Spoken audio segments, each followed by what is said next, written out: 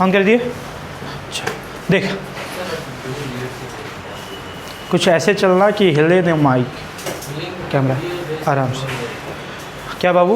Link का video भेजा ना, लेट से भेजा, देखने पाए हम लोग, उतार लिए लेट से। नहीं, एक्चुअली हुआ क्या ना कि रात में अपलोड नहीं कर पाए थे हम, तो आज रात में अपलोड लगाया तो 4 घंटे में अपलोड हुआ है। 16 GB है बेटा, वक्त लगता है। 16 GB समझ रहा है, समझ रहे? क्वालिटी बनता है ना वीडियो। चल कोई नहीं। हाँ, तो हम लोग प्रॉब्लम से रिलेटेड टू इक्विलिब्रियम देख रहे थे ना। आखिरी जो क्वेश्चन किए थे, कुछ लोगों को प्रॉब्लम है, तो एक बार फिर से हम डिस्कस कर देते हैं। देखो ध्यान से, उतारना नहीं, आराम से देखना। पहले मान लेते बेटा ये सरफेस है, 1 है, 2 है, यहाँ तीसरा है मान लो। ऐसे कितना भी ले सकते थे। मान लेते बेटा ये 2 kg है, ये 3 kg है और ये 5 kg है। सिस्टम अभी अगर इक्विलिब्रियम में चुपचाप ऐसे रेस्ट में है, तो पूछा वही जा रहा था कि बताइए हर एक कांटेक्ट फोर्स का वैल्यू। मतलब देखिए इन दोनों के बीच में कांटेक्ट बना है ना, तो यहाँ पे कांटेक्ट फोर्स बताओ, मतलब नॉर्मल रिएक्शन बताओ। इन दोनों के बीच में नॉर्मल रिएक्शन बताओ। इस बॉडी और इस सरफेस के बीच में नॉर्मल रिएक्शन बताओ, है ना। तो देख इसका बेसिक तरीका तो यही है कि सबका फ्री बॉडी डायग्राम बनाइए और निकालिए। बता बेटा 2 kg का अगर अपन बनाते हैं तो नीचे क्या होगा? 2g मतलब 20 लिख दूँ, g का वैल्यू 10 लेकर चलेंगे। क्या ये वाला सरफेस ऊपर वाले बॉडी को ऊपर धक्का दे रहा होगा? मान लेते हैं n1। क्या मान लेते हैं? अब तुझे पता है ना बेटा ये कंप्लीटली रेस्ट में है यार। रेस्ट में इक्विलिब्रियम है, मतलब नेट फोर्स 0, मतलब ऊपर वाला बराबर नीचे वाला। तो सीधा क्या मैं लिख सकता हूँ बेटा? n1 must be equals to 20 newton, है ना, 20 न्यूटन। आगे बोल, अगर मैं 3 kg का बनाता हूँ तो ध्यान से देखना बेटा, 3 kg का सबसे पहले इधर हो गया 30, हुआ ना 30 क्या mg वाला, ठीक। अच्छा ये जो n1 था वो 3 kg 2 kg पे ऊपर लगाया था ना, तो 2 kg 3 kg पे नीचे लगाएगा, है ना। तो ऐसे दिखा दे रहे बेटा, ये क्या हो गया? n1। चल अब बता, ये 5 kg भी तो 3 kg पे ऊपर फोर्स लगा रहा होगा पुशिंग बिहेवियर का, तो इसको n2 बोल देते हैं। अब देखिए ये भी तो इक्विलिब्रियम में है ना, इक्विलिब्रियम में है मतलब ऊपर वाला force must be equals to नीचे वाला force, so that net force must be 0, है ना। तो बोल नीचे वाला टोटल फोर्स कितना दिखाई दे रहा है? n1 plus 30 equals to n2। अब तुझे n1 पता है बाबू, तो n2 बराबर दिखाई दे रहा होगा 15 न्यूटन। सिमिलरली अगर मैं बात करता हूँ 5 kg का, तो बोलो इधर सबसे पहले 50 न्यूटन हो गया बेटा, कौन सा? mg वाला। अब देखो 5 kg 3 kg पे ऊपर लगा रहा था, तो 3 kg 5 kg पे नीचे लगाएगा, जिसको n2 बोलेंगे। अब क्या सरफेस भी ऊपर लगा रहा होगा, इसको n3 बोल दें। अब ये भी इक्विलिब्रियम में है, तो ऊपर वाला बराबर नीचे वाला, ऊपर वाला नेट कितना है? n3, और नीचे वाला कितना है रे? 50 प्लस n2, और n2 तुम निकाल चुके हो, तो कितना हो गया? 100 न्यूटन। अब देखिए ये बेसिक तरीका तो यही सॉल्व करने का है, पर बार बार अपन ऐसे नहीं करेंगे, कुछ बुद्धि लगाएंगे। क्या बुद्धि लगाएंगे? देख बेटा, जैसे मान ले कि यहाँ पे 2 kg है, ये रेस्ट में इक्विलिब्रियम पे है, इसका mg नीचे कितना 20 न्यूटन लग रहा होगा ना। अब ये मोशन तो कर नहीं रहा, मतलब पक्का 20 न्यूटन ऊपर लगना चाहिए तभी रेस्ट में रहेगा। कौन लगाएगा? 3 kg। तो यहाँ पे जो भी नॉर्मल रिएक्शन रहेगा वो कितना होगा? 20 न्यूटन ऊपर की तरफ, तभी तो रेस्ट में रहेगा ना। तो डायरेक्ट हम बता सकते हैं n1 बराबर 20 न्यूटन, ठीक। अब जैसे मान ले बेटा तुमको इस सरफेस पे निकालना है नॉर्मल रिएक्शन, तो तुझे क्या करना चाहिए? इस दोनों बॉडी को एक सिस्टम मान लेना चाहिए। क्या मान लेना चाहिए? अगर दोनों बॉडी को एक सिस्टम मान लोगे तो नेट mg कितना लग रहा है? 3 + 2 5g, मतलब 50 न्यूटन नीचे लग रहा है। अब पूरा का पूरा दोनों बॉडी रेस्ट पे है, तो ऊपर 50 न्यूटन लगना चाहिए तभी तो रेस्ट पे रहेगा ना। वो कौन लगा रहा होगा? 5 kg इस पे लगा रहा होगा, तो सीधा इस पे तुम क्या लिख सकते थे? 50 न्यूटन, है ना। अब मान लेते तेरे को यहाँ निकालना है, यहाँ पे नॉर्मल रिएक्शन कितना है, तो पूरे तीनों बॉडी को सिस्टम मान लो। अब पूरे तीनों बॉडी का mg टोटल कितना हो गया? 10g, मतलब 100 न्यूटन नीचे की तरफ, तो ऊपर की तरफ यही सरफेस तो लगा करके सबको रोक के रखा होगा ना। कितना? 100 न्यूटन ऊपर। तो डायरेक्ट बोलो, जैसे यहाँ पे बताना है तो 20 न्यूटन, यहाँ बताना तो इन दोनों को जोड़ दो 50 न्यूटन, यहाँ पे करना है तो इन तीनों को जोड़ करके mg कर दो 100 न्यूटन। कोई दिक्कत आया समझ में? कर लोगे डायरेक्टली? एक और फटाक से दे रहे बोलोगे, कुछ सवाल नहीं, उतारोगे नहीं भी तो चलेगा, लेकिन ऐसे ही बोलोगे क्योंकि बार बार यूज रहेगा ये सबका। अब वहाँ इतना थोड़ी कैलकुलेट करते चलेंगे अपन अच्छे सवालों में। कुछ भी ले लेते हैं, मान लो 1 किलो, 2 kg, 3 kg, 5 kg। अब हर सरफेस पे नॉर्मल रिएक्शन बताना बेटा, बोल सबसे पहले यहाँ पे कितना होगा, क्या सबको दिखाई दे रहा है, यहाँ पे 30 न्यूटन, क्योंकि टोटल 3 kg हो गया ना, तो 30 लग रहा होगा नीचे, तो ऊपर भी 30 लगना चाहिए। यहाँ पे बाबू 60 न्यूटन, और यहाँ पे हो गया। ऐसे देख करके फटाक से बता देना है। बात समझ में आ रहा है, कोई दिक्कत तो नहीं है। उतारना है इसको, यस सर, उतार लो। आखिरी वाला सवाल यही तो करवाए थे, आगे बढ़े क्या, आखिरी वाला सवाल यही था, तेरे को एक्सप्लेन करने के लिए बताएं, ठीक। आगे सुनो, अब इक्विलिब्रियम का सवाल और बढ़िया बढ़िया पूछा जाता है। इक्विलिब्रियम पे बहुत तरह के क्वेश्चन बनते हैं, तो कुछ थोड़ा अच्छा डायग्राम बना के भी बताते हैं, है ना। देख थोड़ा सा बात करते हैं बेटा टेंशन वाले की, मतलब धागा वाला का भी बात कर लेते हैं, क्योंकि धागे वाले पे भी सवाल अच्छा रहता है ना। तो धागा वाला भी बिल्कुल ऐसे ही होगा, देखना तुम। जैसे मान ले कि एक क्वेश्चन कर रहे हैं, सिंपल सिंपल एकदम अभी कर रहे हैं। मान ले बेटा कि ऐसा कोई ऊपर सरफेस है और यहाँ से ब्लॉक ऐसे लटकाया हुआ है, एक ब्लॉक यहाँ लटकाया हुआ है, मान लेते हैं 2 kg का। कितना kg का बाबू? 2 kg का। और एक और बॉल यहाँ लटकाया हुआ है, ये है 5 kg का। अब तुमसे वही सवाल पूछा जाए, बताओ इस वाले धागे में कितना टेंशन है, इस वाले धागे में कितना टेंशन है ना। तो करें, देख सबसे पहले नॉर्मल तरीके से, उसके बाद एक डायरेक्ट तरीका। सबसे पहले नॉर्मल तरीके से करो, सबका फ्री बॉडी डायग्राम बना दो। 5 kg का अगर FBD बनाओगे तो नीचे कितना लिखे हैं? 50, 5G मतलब 50, है ना। चल ये वाला धागा इसको ऊपर खींच रहा होगा, T1 मान लेते हैं थोड़ी देर के लिए। चल अब ऊपर वाले का फ्री बॉडी डायग्राम बनाओगे बेटा, तो इसका अपना खुद का 2G मतलब 20, और ये वाला धागा इस ब्लॉक को नीचे खींच रहा होगा T1 से ना, इसमें T1 मान लिए थे ना, तो नीचे T1 भी आ जाएगा क्या।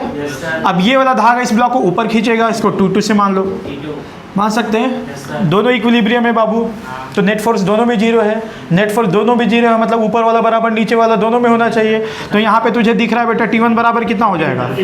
50 न्यूटन। हो गया क्या सिमरन, समझ में आ रहा है? इसका बोल बेटा ऊपर वाला T2 बराबर मस्ट भी नीचे वाला T1 + 20, और तुझे T1 का पता है बाबू, तो कितना हो गया? 70 न्यूटन। कोई दिक्कत? This is the basic way to solve. हाँ, लेकिन अपन तो डायरेक्ट करते हैं, अच्छे सवालों में डायरेक्ट करना है। तो डायरेक्ट कैसे करेंगे, तो सोच, ये 5 किलो का है ना, इस पे कितना नीचे लग रहा है? 50 न्यूटन। तो ऊपर ये टेंशन ही तो रोक के रखा होगा 50 न्यूटन लगा करके, तो यहाँ टेंशन सीधा मुझे दिख रहा है 50 न्यूटन, दिख रहा है ना। अब मान ले बेटा तेरे को इसमें टेंशन निकालना था, तो इन दोनों को सिस्टम मान ले, इन दोनों को सिस्टम मान लोगे, तो ये 5 किलो है, ये 2 किलो, टोटल कितना हो गया? तो टोटल नीचे कितना लग रहा है? 70 न्यूटन। कितना लग रहा है? तो यही धागा तो दोनों को संभाल के रखा है ना, तो कितना लगाया होगा धागा ऊपर? 70 न्यूटन। तो सीधा मुझे दिख रहा है कि इसमें 50 न्यूटन, इसमें 70 न्यूटन। तो तुझे डायरेक्ट दिखना चाहिए, कोई दिक्कत? आप स्कूल के एग्जाम में लिखेंगे तो ऐसे दिखा दीजिएगा, और जब कॉम्पिटिशन के लिए करना होगा तो ये दिखाना थोड़ी, वहाँ तो आंसर बताना है बस, कोई दिक्कत? अब बोलना एक और ऐसी सवाल बना दे रहे, उसके बाद उतारना। अब क्या करेंगे, 3-4 ब्लॉक लगा देंगे।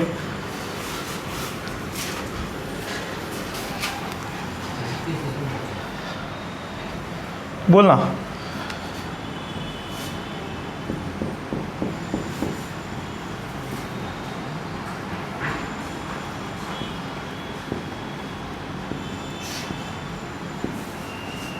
दो kg मान लेते हैं, ये भी 2 kg मान लेते हैं, इसको 3 kg मान लेते हैं।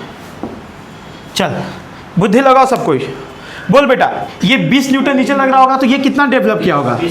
20 न्यूटन ऊपर की तरफ। क्या अगर यहाँ पे टेंशन निकालना, तो ये वाला जो धागा है ये दोनों को संभाल के रखा है ना, तो टोटल 40 न्यूटन था, तो यहाँ पे कितना आ गया होगा?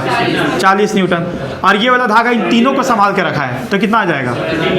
तो अपन डायरेक्ट बता सकते हैं। बात समझ में आ रहा है? कोई दिक्कत तो नहीं है यार? अंधेरा हो गया क्या? थोड़ा ब्राइटनेस बढ़ा दो, ठीक है ना। चल समझ आ रहा है क्या? देखते ऐसा सवाल कर लोगे, इक्वेशन लिखने की जरूरत है क्या तुम्हें? डायरेक्ट निकलना चाहिए। हाँ, उतार लो दोनों सवाल। अभी सिंपल सिंपल सवाल हो रहा है, थोड़ा भयावह में आएंगे अब, धीरे धीरे थोड़ा टफ करेंगे अब।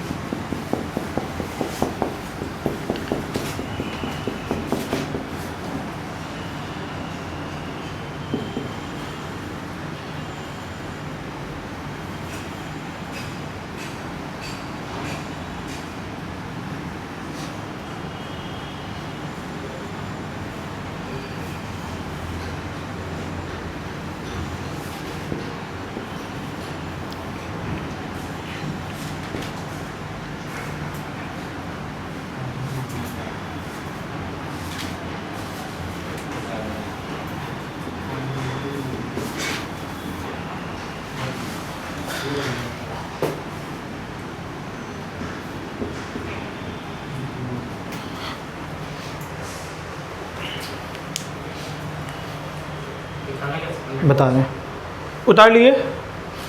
अब ये डायग्राम देखो, तुम्हें क्या लग रहा है मैं क्या पूछ सकता हूँ? चुपचाप रेस्ट में है से है, तो यहाँ पे कितना कांटेक्ट फोर्स है, यहाँ पे कितना कांटेक्ट फोर्स है, यही पूछा जाएगा और क्या। ठीक, तो दोनों कैसे निकालेंगे? सिंपल तरीके से देखो मेरी तरफ। सबसे पहले क्या करना चाहिए बेटा, मुझे फ्री बॉडी डायग्राम बनाना चाहिए। चूँकि इक्विलिब्रियम में है मतलब नेट फोर्स जीरो होगा, है ना, मतलब ऊपर वाला बराबर नीचे वाला, या फिर यूँ बोलो लेफ्ट वाला बराबर राइट वाला, ऐसे सोचना चाहिए। किताबों में इसको कैसे लिखते हैं पता है? जैसे मान लीजिए कि हम इसी को लिख रहे हैं ना, या इसी को लिख रहे हैं, तो किताब में क्या बोलेगा, चूंकि ये बॉडी इक्विलिब्रियम में है इसलिए नेट फोर्स जीरो है, तो नेट फोर्स हम इसको ऐसे लिखेंगे, सुनना ध्यान से, T1 माइनस 50। इसको ज़्यादा मान लेता है, इसको कम मान लेता है, तो क्या लिख देगा, T1 माइनस 50। अब बोलेगा कि देखो इक्विलिब्रियम में है तो नेट फोर्स क्या होना चाहिए, जीरो, तो T1 बराबर 50। ऐसे क्यों बेवकूफ़ी करना? अरे इक्विलिब्रियम में है मतलब ऊपर वाला बराबर नीचे वाला होगा, सीधा। बात समझ में आ रहा है? लेफ्ट वाला बराबर राइट वाला, तभी तो होगा ना इक्विलिब्रियम में बेटा। चल अब सुन, सबसे पहले फ्री बॉडी डायग्राम बनाते हैं। सबसे पहले क्या दिखाना चाहोगे? mg कितना न्यूटन? 100 न्यूटन। क्या सबको दिख रहा है? 100 न्यूटन है। हाँ, अब बता बेटा, यहाँ पे जो नॉर्मल लगेगा इस बॉडी पे, वो याद कर सरफेस के परपेंडिकुलर लगता था तो वो सेंटर से गुजरता दिखता था, तो ऐसा होगा, देख ऐसा ना। चल, और यहाँ से भी बाबू होगा। चल अभी ध्यान से सुनना। मान लेते बेटा ये वाला n1 है, ये वाला n2 है, तुझे पता नहीं है बराबर है कि अलग अलग है, तो हम लोग अलग अलग ही मानेंगे, n1 और n2। हाँ, अब ये यही n1 n2 सॉल्व करना है। कैसे करेंगे ध्यान से देखो। मान लेते बेटा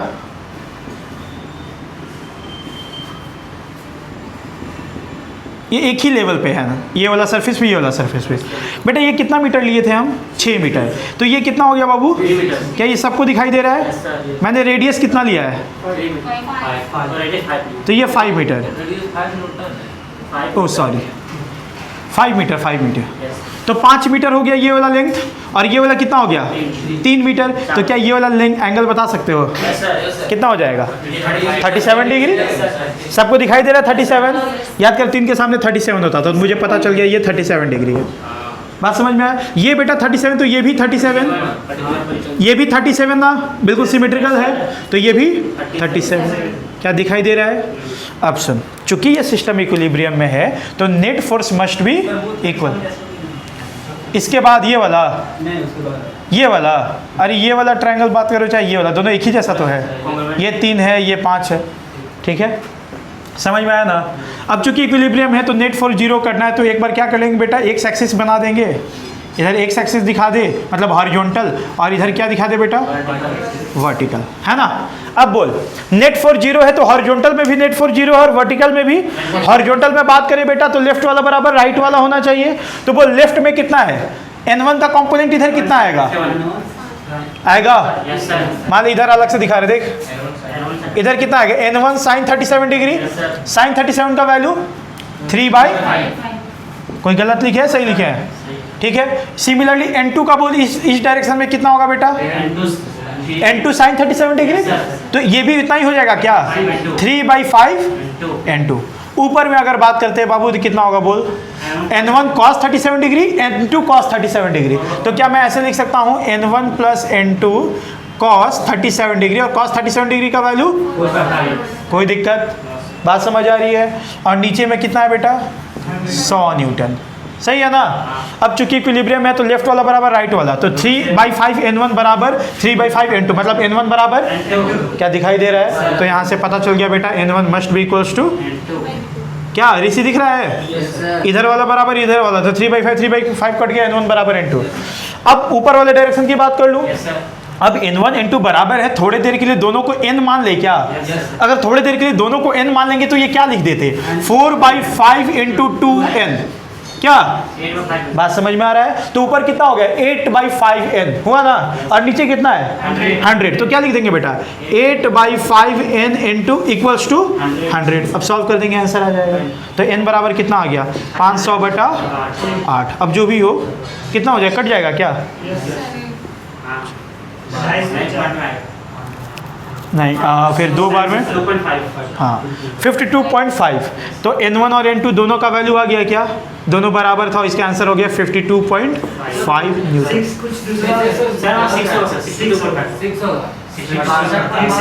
ये वाला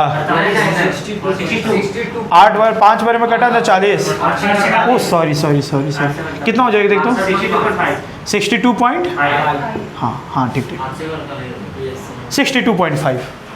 तो n1 भी पता चल गया, n2 भी पता चल गया, जिसका वैल्यू है 62.5। तो इसमें कौन सा ना, यस कैसे हुआ, ठीक देखो ना, ये n1 का कंपोनेंट इधर कितना टूटा था बेटा, n1 sin 37, इसका भी n2 sin 37। तो अगर ये इक्विलिब्रियम में है तो उधर वाला force must be equals to इधर वाला फोर्स, तो ये वाला बराबर ये कर 3/5 कट गया, n1 बराबर n2, ठीक है। क्योंकि मुझे थोड़ा एक्सपीरियंस है तो मैं देखते बता दूंगा कि सिमेट्रिकल सिचुएशन है ना, तो जितना ये लगा रहा होगा उतना ही ये लगा रहा होगा, तो हम सीधा n मान लेंगे दोनों का। पर तुझे नहीं पता चल रहा है तो आप n1 n2 मानिए, बाद में आपको दिख जाएगा बराबर है कि नहीं है। सर हाइट अप डाउन है तो हाँ तो कुछ अलग अलग हो जाता है, तब अलग अलग हो जाता है। बात समझ में आ रहा है, उतर। अच्छा सुन, इस सवाल में क्या किए, कोई कॉन्सेप्ट लगाए कि केवल तुम्हारा हाथ का सफाई किस में होना चाहिए, डायग्राम बनाने में। एक बार तो डायग्राम अच्छे से बना लिया, फ्री बॉडी डायग्राम, उसके बाद प्रोजेक्शन तोड़ लिया, फिर क्या करना है, लेफ्ट बराबर राइट, अप बराबर डाउन, खत्म। बात समझ में आ रहा है। प्रोजेक्शन तोड़ना तुम्हें आता है, फ्री बॉडी डायग्राम का प्रैक्टिस अपन बहुत किए हैं, याद कर, ये वाला भी किए थे, याद है ना। हाँ वो अलग अलग था लेवल का, कर सकते हैं वैसा भी, ऐसा कुछ नहीं है, कराते हैं। अभी गोले सरफेस पे बहुत सारा होगा। समझ में आ रहा है प्रीति।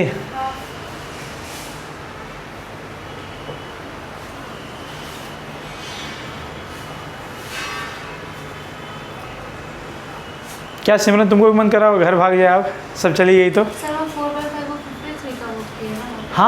हाँ वहाँ पे ना हाँ इधर का कंपोनेंट कितना होता है n2 cos 37 ना, cos 37 का कितना वैल्यू होता है 4/5, तो डायरेक्ट लिख दिए। 1 + 1 हाँ n1 cos 37 degree plus n2 cos 37, तो n1 प्लस n2 cos 37 और cos 37 का वैल्यू 4/5, ठीक है ना।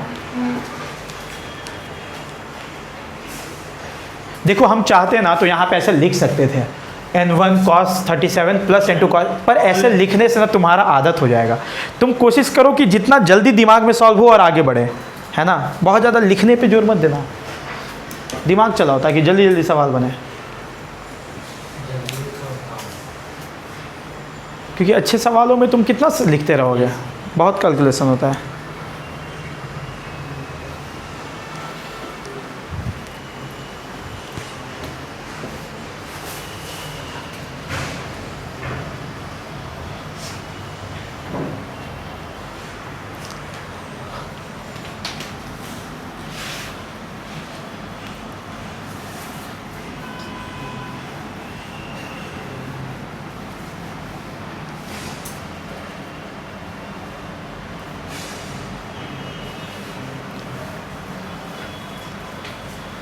हे राम, कोई नॉनवेज तो नहीं खा रहा ना अभी? नहीं सर, बंद कर दिया वैसे। कृष्णा मन कर रहा था। नाम है कृष्णा और कृष्णा को मन कर रहा है नॉनवेज खाने का। कौन खा लिया? ऋषि खाया? हाँ सर, अकल आया मेरे पास। राक्षस आदमी। नहीं सर, हम एक महीना उस टाइम बाहर थे क्या? सावन सावन में सबको खा लेता हमने खाया। बस एक दिन खाए। अरे लाल तो ये मछली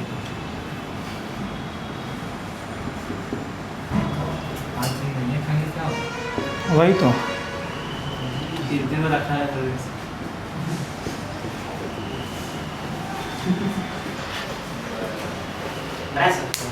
रुको रुको, हम देंगे खुद।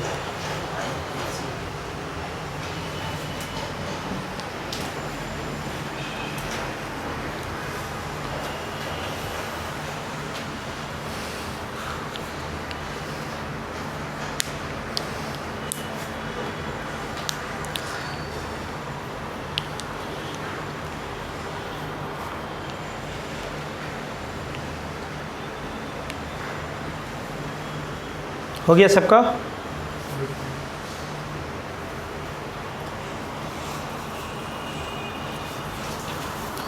आज तुम शाम में आ रही हो ना 6 बजे? हाँ, आज से क्लास स्टार्ट हो रहा है तुम्हारा, उसमें वर्क फॉर एनर्जी है ना।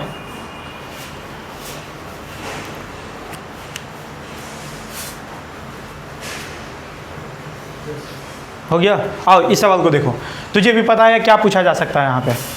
एक बॉल है बेटा, एक धागा से ऐसे बंधा हुआ है, और ये जो धागा है वो वर्टिकल से कितना एंगल बना रहा है? कुछ भी हो सकता था, हम डेटा 37 ले लिए हैं, ठीक है। चल, एक और धागा से ऐसे बांध करके यहाँ पे फिक्स कर दिए हैं, तो ऐसा लटका रहेगा ना चुपचाप। तो पूछा जाएगा बताओ इस धागा में कितना टेंशन होगा, इस धागा में कितना टेंशन होगा। तो बहुत सिंपल सवाल है, ध्यान से सुनना। सबसे पहले फ्री बॉडी डायग्राम बना ले। बोल बेटा, सबसे पहले इधर डाउनवर्ड डायरेक्शन में 50 ले लूँ। चल, ये वाला धागा इसको इधर खींच रहा होगा बाबू, T1 मान ले, और ये वाला इसको इधर खींच रहा होगा T2 से, है ना। अब चल कंपोनेंट तोड़ लेते हैं बेटा। बोल, ये 37 तो ये भी 37 होगा, ऑल्टरनेट इंटीरियर। चल, तो इस T2 का कंपोनेंट इधर कितना आएगा? T2 cos 37, T2 cos 37। तो क्या लिख देंगे? बोल, cos 37 कितना होता है? 4/5। तो ये कितना हो गया बेटा ऊपर की तरफ? 4/5 T2, और नीचे की तरफ रे 50। और इस T2 का इधर कंपोनेंट कितना? T2 यहाँ 37 है तो इधर 53 होगा, तो T2 cos 53 बोलो चाहे T2 sin 37, एक ही बात है। तो कितना हो जाएगा? बोल, 3/5 होगा। चल, ये इधर T1 लगा रहे हैं। अब तुझे भी पता है कि इक्विलिब्रियम में सर, तो लेफ्ट बराबर राइट, ऊपर बराबर नीचे। ऊपर बराबर नीचे करोगे तो सीधा दिख रहा होगा बेटा। बोल, 4/5 T2 बराबर 50। तो T2 दिख गया क्या? बोल कितना होगा? जो भी आएगा सॉल्व कर लेना बाद में। 250/4 न्यूटन आया ना बाबू। T1 का T2 का वैल्यू आ गया। अगर T2 का वैल्यू आ गया तो फिर यहाँ से आ जाएगा। देख क्या, लेफ्ट बराबर राइट, तो क्या T1 must be equals to 3/5 T2, और T2 का तेरे पास वैल्यू आया हुआ है। तो 3/5 T2 कितना है? 250/4। तो सॉल्व होके कितना हो गया? 5 से कटा 5 0, 150/4, इतना ही ना। तो T1 T2 आ गया। सही है ना? जो भी है सॉल्व मत कर, एकदम सिंपल सवाल है कि नहीं है? क्या है? सिंपल फ्री बॉडी डायग्राम बनाना है, प्रोजेक्शन तोड़ना है, दोनों इक्वेट कर लेना है, मतलब लेफ्ट बराबर राइट, अपवर्ड बराबर डाउनवर्ड, खत्म। ठीक है ना? उतार लीजिए। अब जो सवाल देंगे वो खुद से करोगे।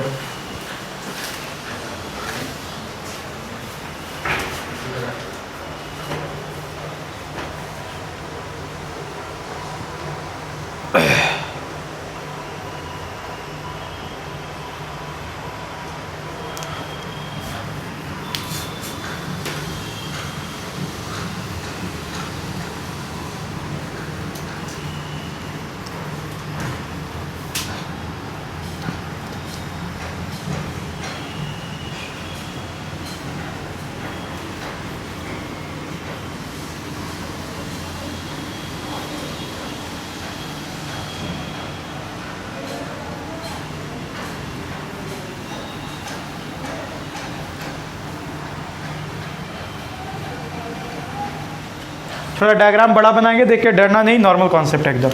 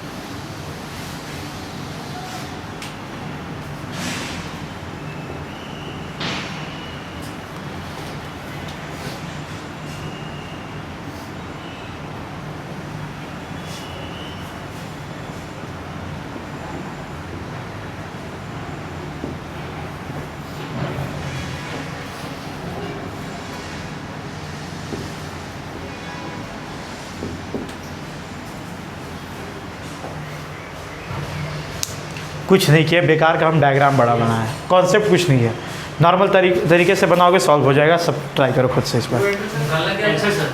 जितना धागा दिख रहा है सब में टेंशन।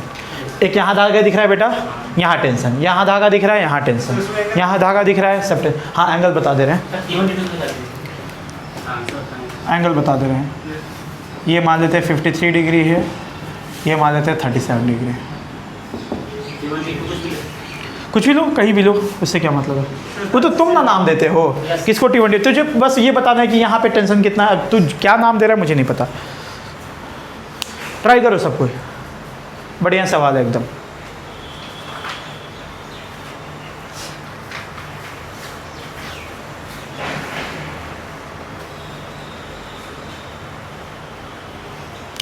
थोड़ा सा इसमें और कुछ कर दे।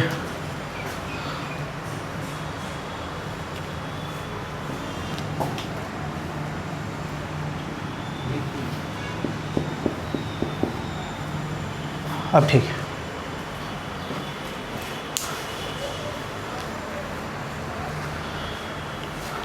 लेकिन उसको मासलेस नहीं है, लेकिन जेट है।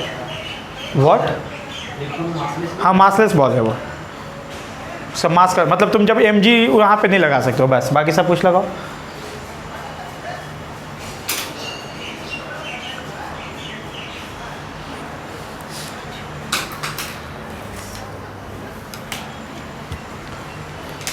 चलिए ट्राई करिए सर।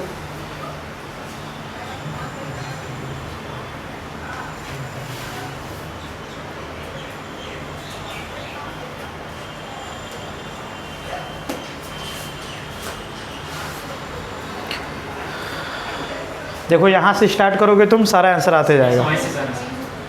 सब कर रहे हो यहाँ से? ऊपर से करेंगे ऊपर से करेंगे। करोगे तो तुम फिर वेरिएबल्स आने लग जाएगा बेटा। जैसे यहाँ पे मान ले T1 T2 T3 माना ना, तो तेरा एक इक्वेशन आ जाएगा T1 T2 T3 के टर्म में। फिर यहाँ लोगे, फिर यहाँ एक इक्वेशन आएगा। नहीं, पहले यहीं से स्टार्ट किए हैं, T1 T2 का वैल्यू निकाल दिए। यहाँ से कैसे निकल जाएगा? इधर इधर इस वाले में? हाँ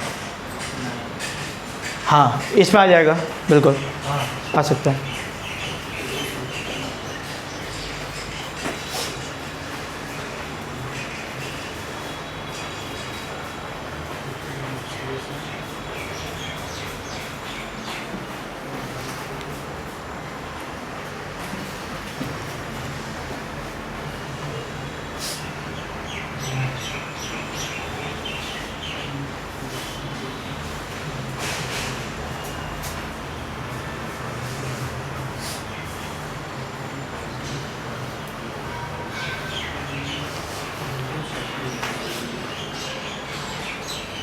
इसका भी निकालना सर। कहाँ पे? 1 kg की इस तरफ। हाँ निकालना, निकल जाएगा ना।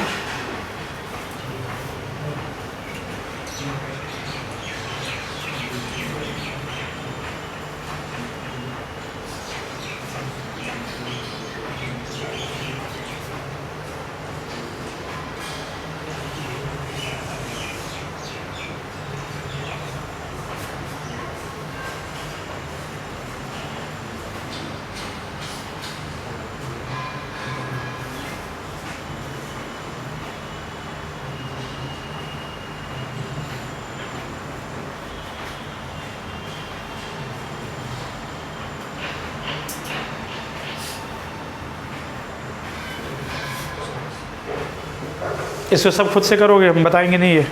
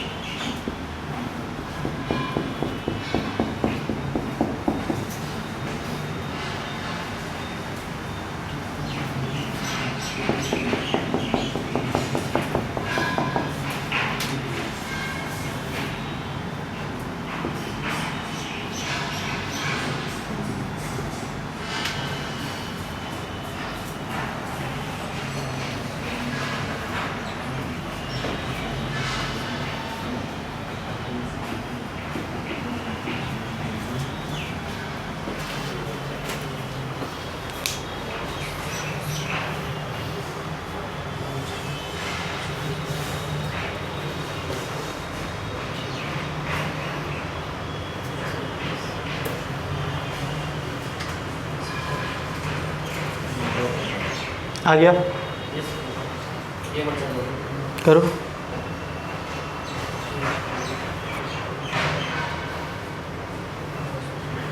अगर कर लिया कृष्णा तो होगा। पता है ना क्या निकालना है वहाँ, क्या निकालना है कहाँ उस सवाल में? वही कॉन्टेक्ट। हाँ, दोनों पे नॉर्मल रिएक्शन निकालो।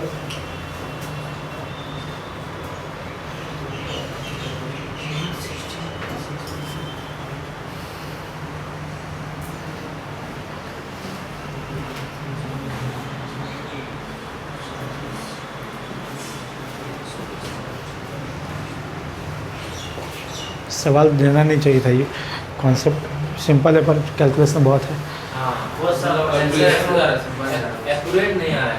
आ रहा है गड़ा आ रहा है। एक्यूरेट ही आएगा पर इक्वेशन बहुत सारा आता है तो थोड़ा समय लग रहा है। पूरा एक्यूरेट टाइपिंग करेगा, पूरा डाटा एक्यूरेट आ रहा है। 15 इस तरह 30 50 40 40 10 ठीक तो है, ऐसे तो आएगा। आ जाओ, ओके सेव बता से ठीक कर ले। बाकी लोग जो देखो जिसको दिक्कत हो रहा है, देखो यहाँ पे 30 न्यूटन है, यहाँ पे जो T1 आता वो कितना हो जाता, 30 न्यूटन हो जाता। तो इस पूरे धागे में 30 न्यूटन हो गया बेटा। अगर मैं इसका फ्री बॉडी डायग्राम बनाता तो इधर 30 न्यूटन हो जाता, पता ना। ये वाला जो धागा इस ब्लॉक को इधर खींचेगा, इसको थोड़ी देर के लिए मान लेते कि ऊपर की तरफ खींच रहा है बेटा T2 से, और ये इधर खींच रहा है T3 से।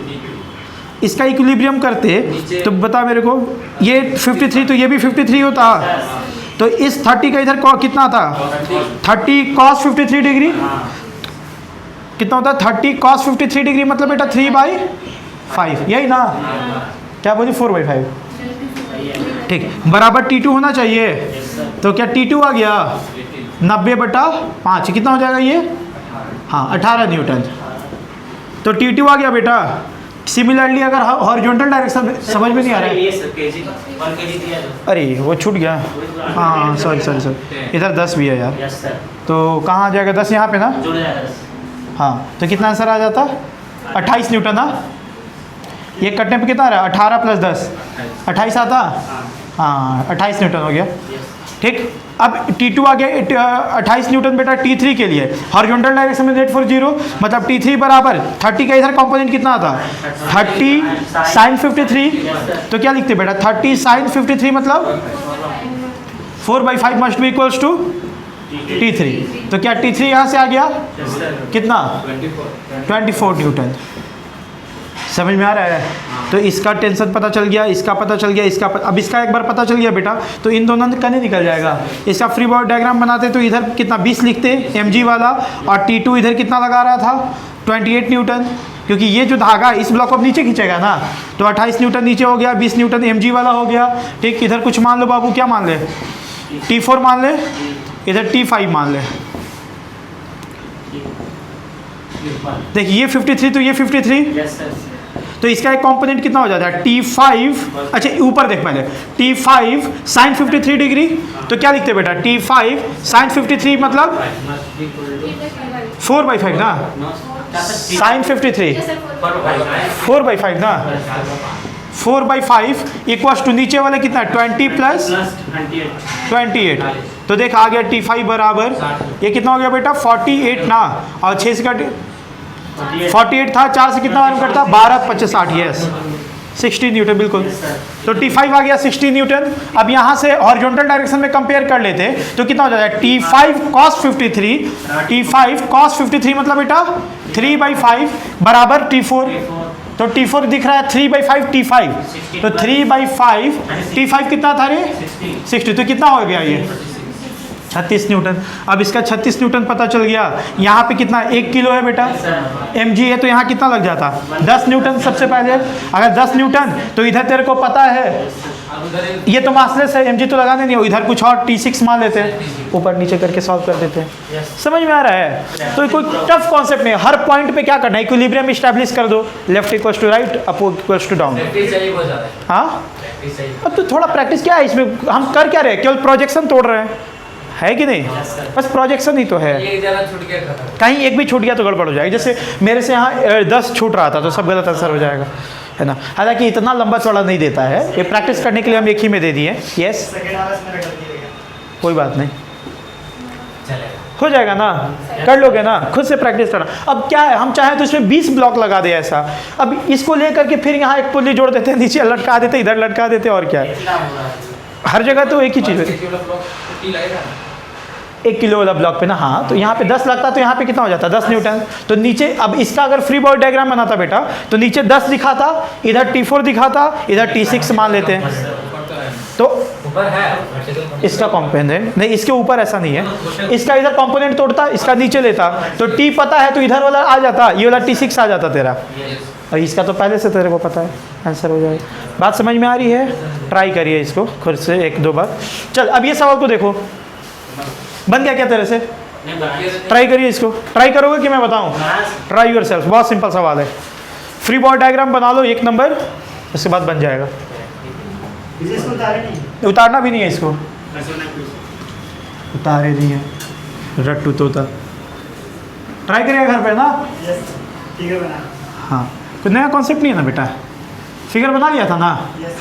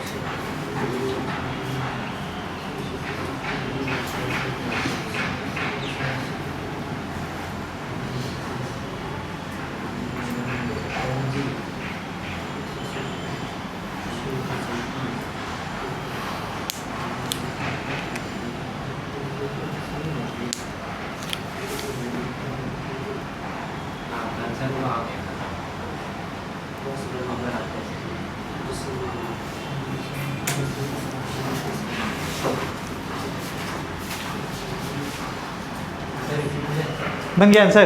पूछो फोटो की है लेकिन पूछो। कुछ लेते हैं बड़ा। पूछो ना। ये 37 डिग्री था ना? हाँ ये 37, हाँ तो इसका जो उधर वाला होगा ये 106 डिग्री, हाँ, और उधर से उधर ले जाएंगे तो हो जाएगा 74 डिग्री। बीच में कितना लगेगा तो 27 37 डिग्री जैसा आएगा। हाँ, लेकिन हम उनको लगा था टेंजेंट थोड़ा ना, टेंजेंट वाला लगा। वैसे भी कर सकता है, एंगल बस चेक कर रहा है ना तुम। कितना आंसर आया तेरा? 250, दोनों सेम आया होगा। तेरा भी आंसर कितना आया? बना है 250। अच्छा बनाया नहीं है, बनाओ। सर दोनों एक सेम आ रहे हैं, 70 वहां पे आ रहा है। हाँ बिल्कुल, 37 सिमेट्रिकल है ना, तो जो दोनों नॉर्मल लगा होगा सेम ही होगा। हालांकि तू अलग मानना, अभी अलग मान के सॉल्व करना है, N1 N2। ठीक, हॉरिजॉन्टल में देखिएगा सेम हो जाएगा। देखो बढ़िया ना, जो मतलब कि कोई भी लाइन अलग से दे रहे हैं, देखो ना, इस बार अनसिमेट्रिकल दे रहे हैं।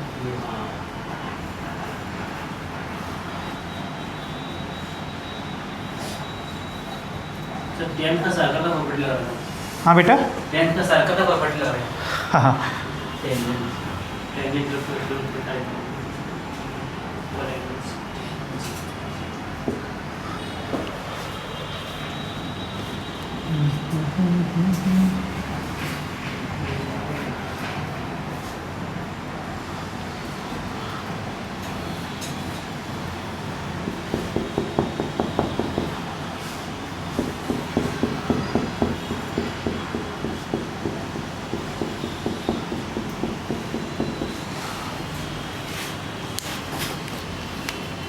अरे राम रे राम, इतना कौन भर देता है भाई इसमें।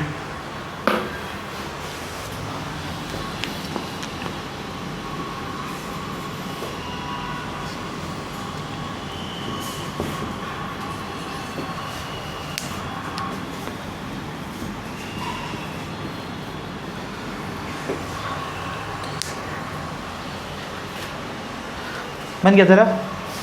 नहीं बन रहा है वो, का है? फ्री बॉडी डायग्राम बनाई तुम तो ठीक तो करी, तो करो आगे, रुके हुए का है वो। एंगल उंगल बताओ, ये एंगल कितना होगा यहाँ वाला। जैसे देखो यहाँ पे बनाए थे, सेम सवाल है ये, ऐसे बनाए थे, ये एंगल पता चल जाएगा तो कंपोनेंट टूट जाता था ऊपर लेफ्ट राइट।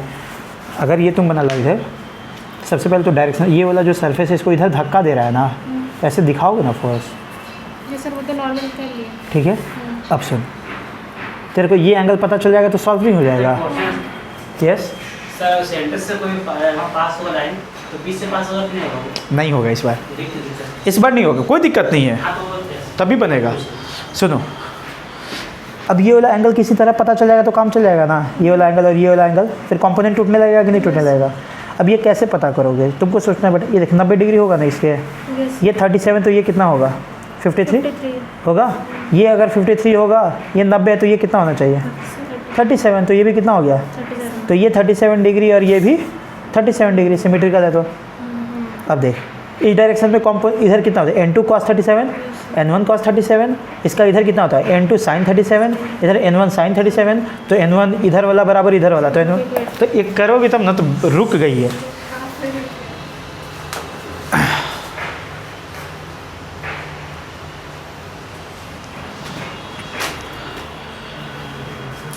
आंसर आ गया इसका वाला, गड़बड़ हो गया। आंसर आया कितना आया 16 न्यूटन।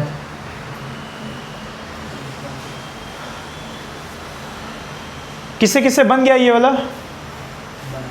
बाकी तो क्यों नहीं बना तेरा, कितना आया 125 न्यूटन, तेरा 250 न्यूटन, तेरा 16 न्यूटन। Very good.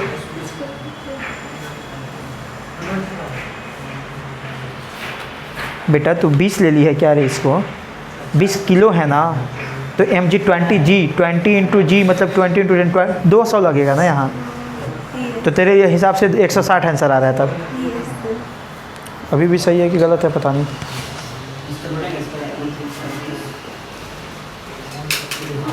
यस 125 आएगा, ठीक।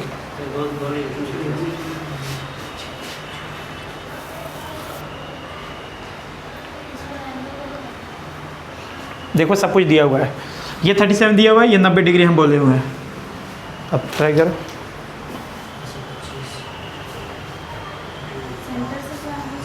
नहीं इस बार कौन, ये वाला ना, ये जो ऐसे लोगे तो ये यहाँ से पास नहीं होगा, इधर साइड से जाएगा। देखो जिससे नहीं बन रहा है ये, जिससे ये नहीं बन रहा है ये वाला, देखो सब कोई जिससे नहीं बन रहा है बेटा, यहाँ पे नीचे आएगा मस्त एक नंबर ऐसे, कितना 20G, तो 200 न्यूटन ना, ठीक है। अब बोल ये वाला सरफेस इस ब्लॉक को परपेंडिकुलरली ऐसे धक्का दे रहा होगा, n1 मान लूँ, ये वाला सरफेस परपेंडिकुलरली ऐसे धक्का दे रहा होगा, n2 मान लूँ बेटा। अब आ जा, मुझे बोल ये 37 डिग्री है, ये 90 डिग्री है, तो ये कितना हुआ, तो ये कितना हुआ, तो ये कितना हुआ, सिमिलरली ये भी 37 होगा ना। क्या जिससे नहीं बनाया वो लोग बात करो, जो बना लियो वो मत बोलो, ठीक है। ये अब बोल इसका दो कंपोनेंट, इधर तोड़ते तो क्या लिखते n1 cos 37 degree, n1 cos 37 degree मतलब 4/5 n1 ना, और इधर तोड़ते कंपोनेंट तो क्या 3/5 n1 हो जाता बेटा, मतलब n1 sin 37 डिग्री इस डायरेक्शन में यार होता। सिमिलरली n2 का तोड़ते तो इधर क्या लिखते 3/5 n2, और ऊपर में तोड़ते तो बेटा 4/5 n2, और नीचे में कितना है 200। इक्विलिब्रियम में है लेफ्ट वाला बराबर राइट वाला, तो 3/5 कट के n1 बराबर n2 हो जाता, तो हमें दिखाई देगा कि n1 बराबर n2 है। इसको दोनों को मान लेते हैं n, क्या मान लेते हैं। अब ऊपर वाले की बात कर, कितना है 4/5 n प्लस 4/5 n मतलब 8/5 n must be equals to 200, तो n का वैल्यू आ गया कितना, 2 बार में कटा 5 बार में कटा, तो n बराबर कितना आ गया 125 न्यूटन। n किसको माने थे n1 n2 को, तो n1 बराबर भी इतना है, n2 बराबर भी इतना है 125 न्यूटन। तो इसमें क्या मतलब था ऐसा जो बन नहीं रहा तुम लोग से, हो गया। हम कोई बात नहीं बता रहे हैं, बता दे रहे हो। सर ये वाला आंसर इसका आ गया तेरा, कितना आया, अलग अलग आएगा इस बार, कितना आया 125 आए, हाँ 833 833 और 625। Latest check. किसी और का आया इसका, बोल जयप्रकाश बना। इसमें किसी को दिक्कत है, आयुष समझ आया।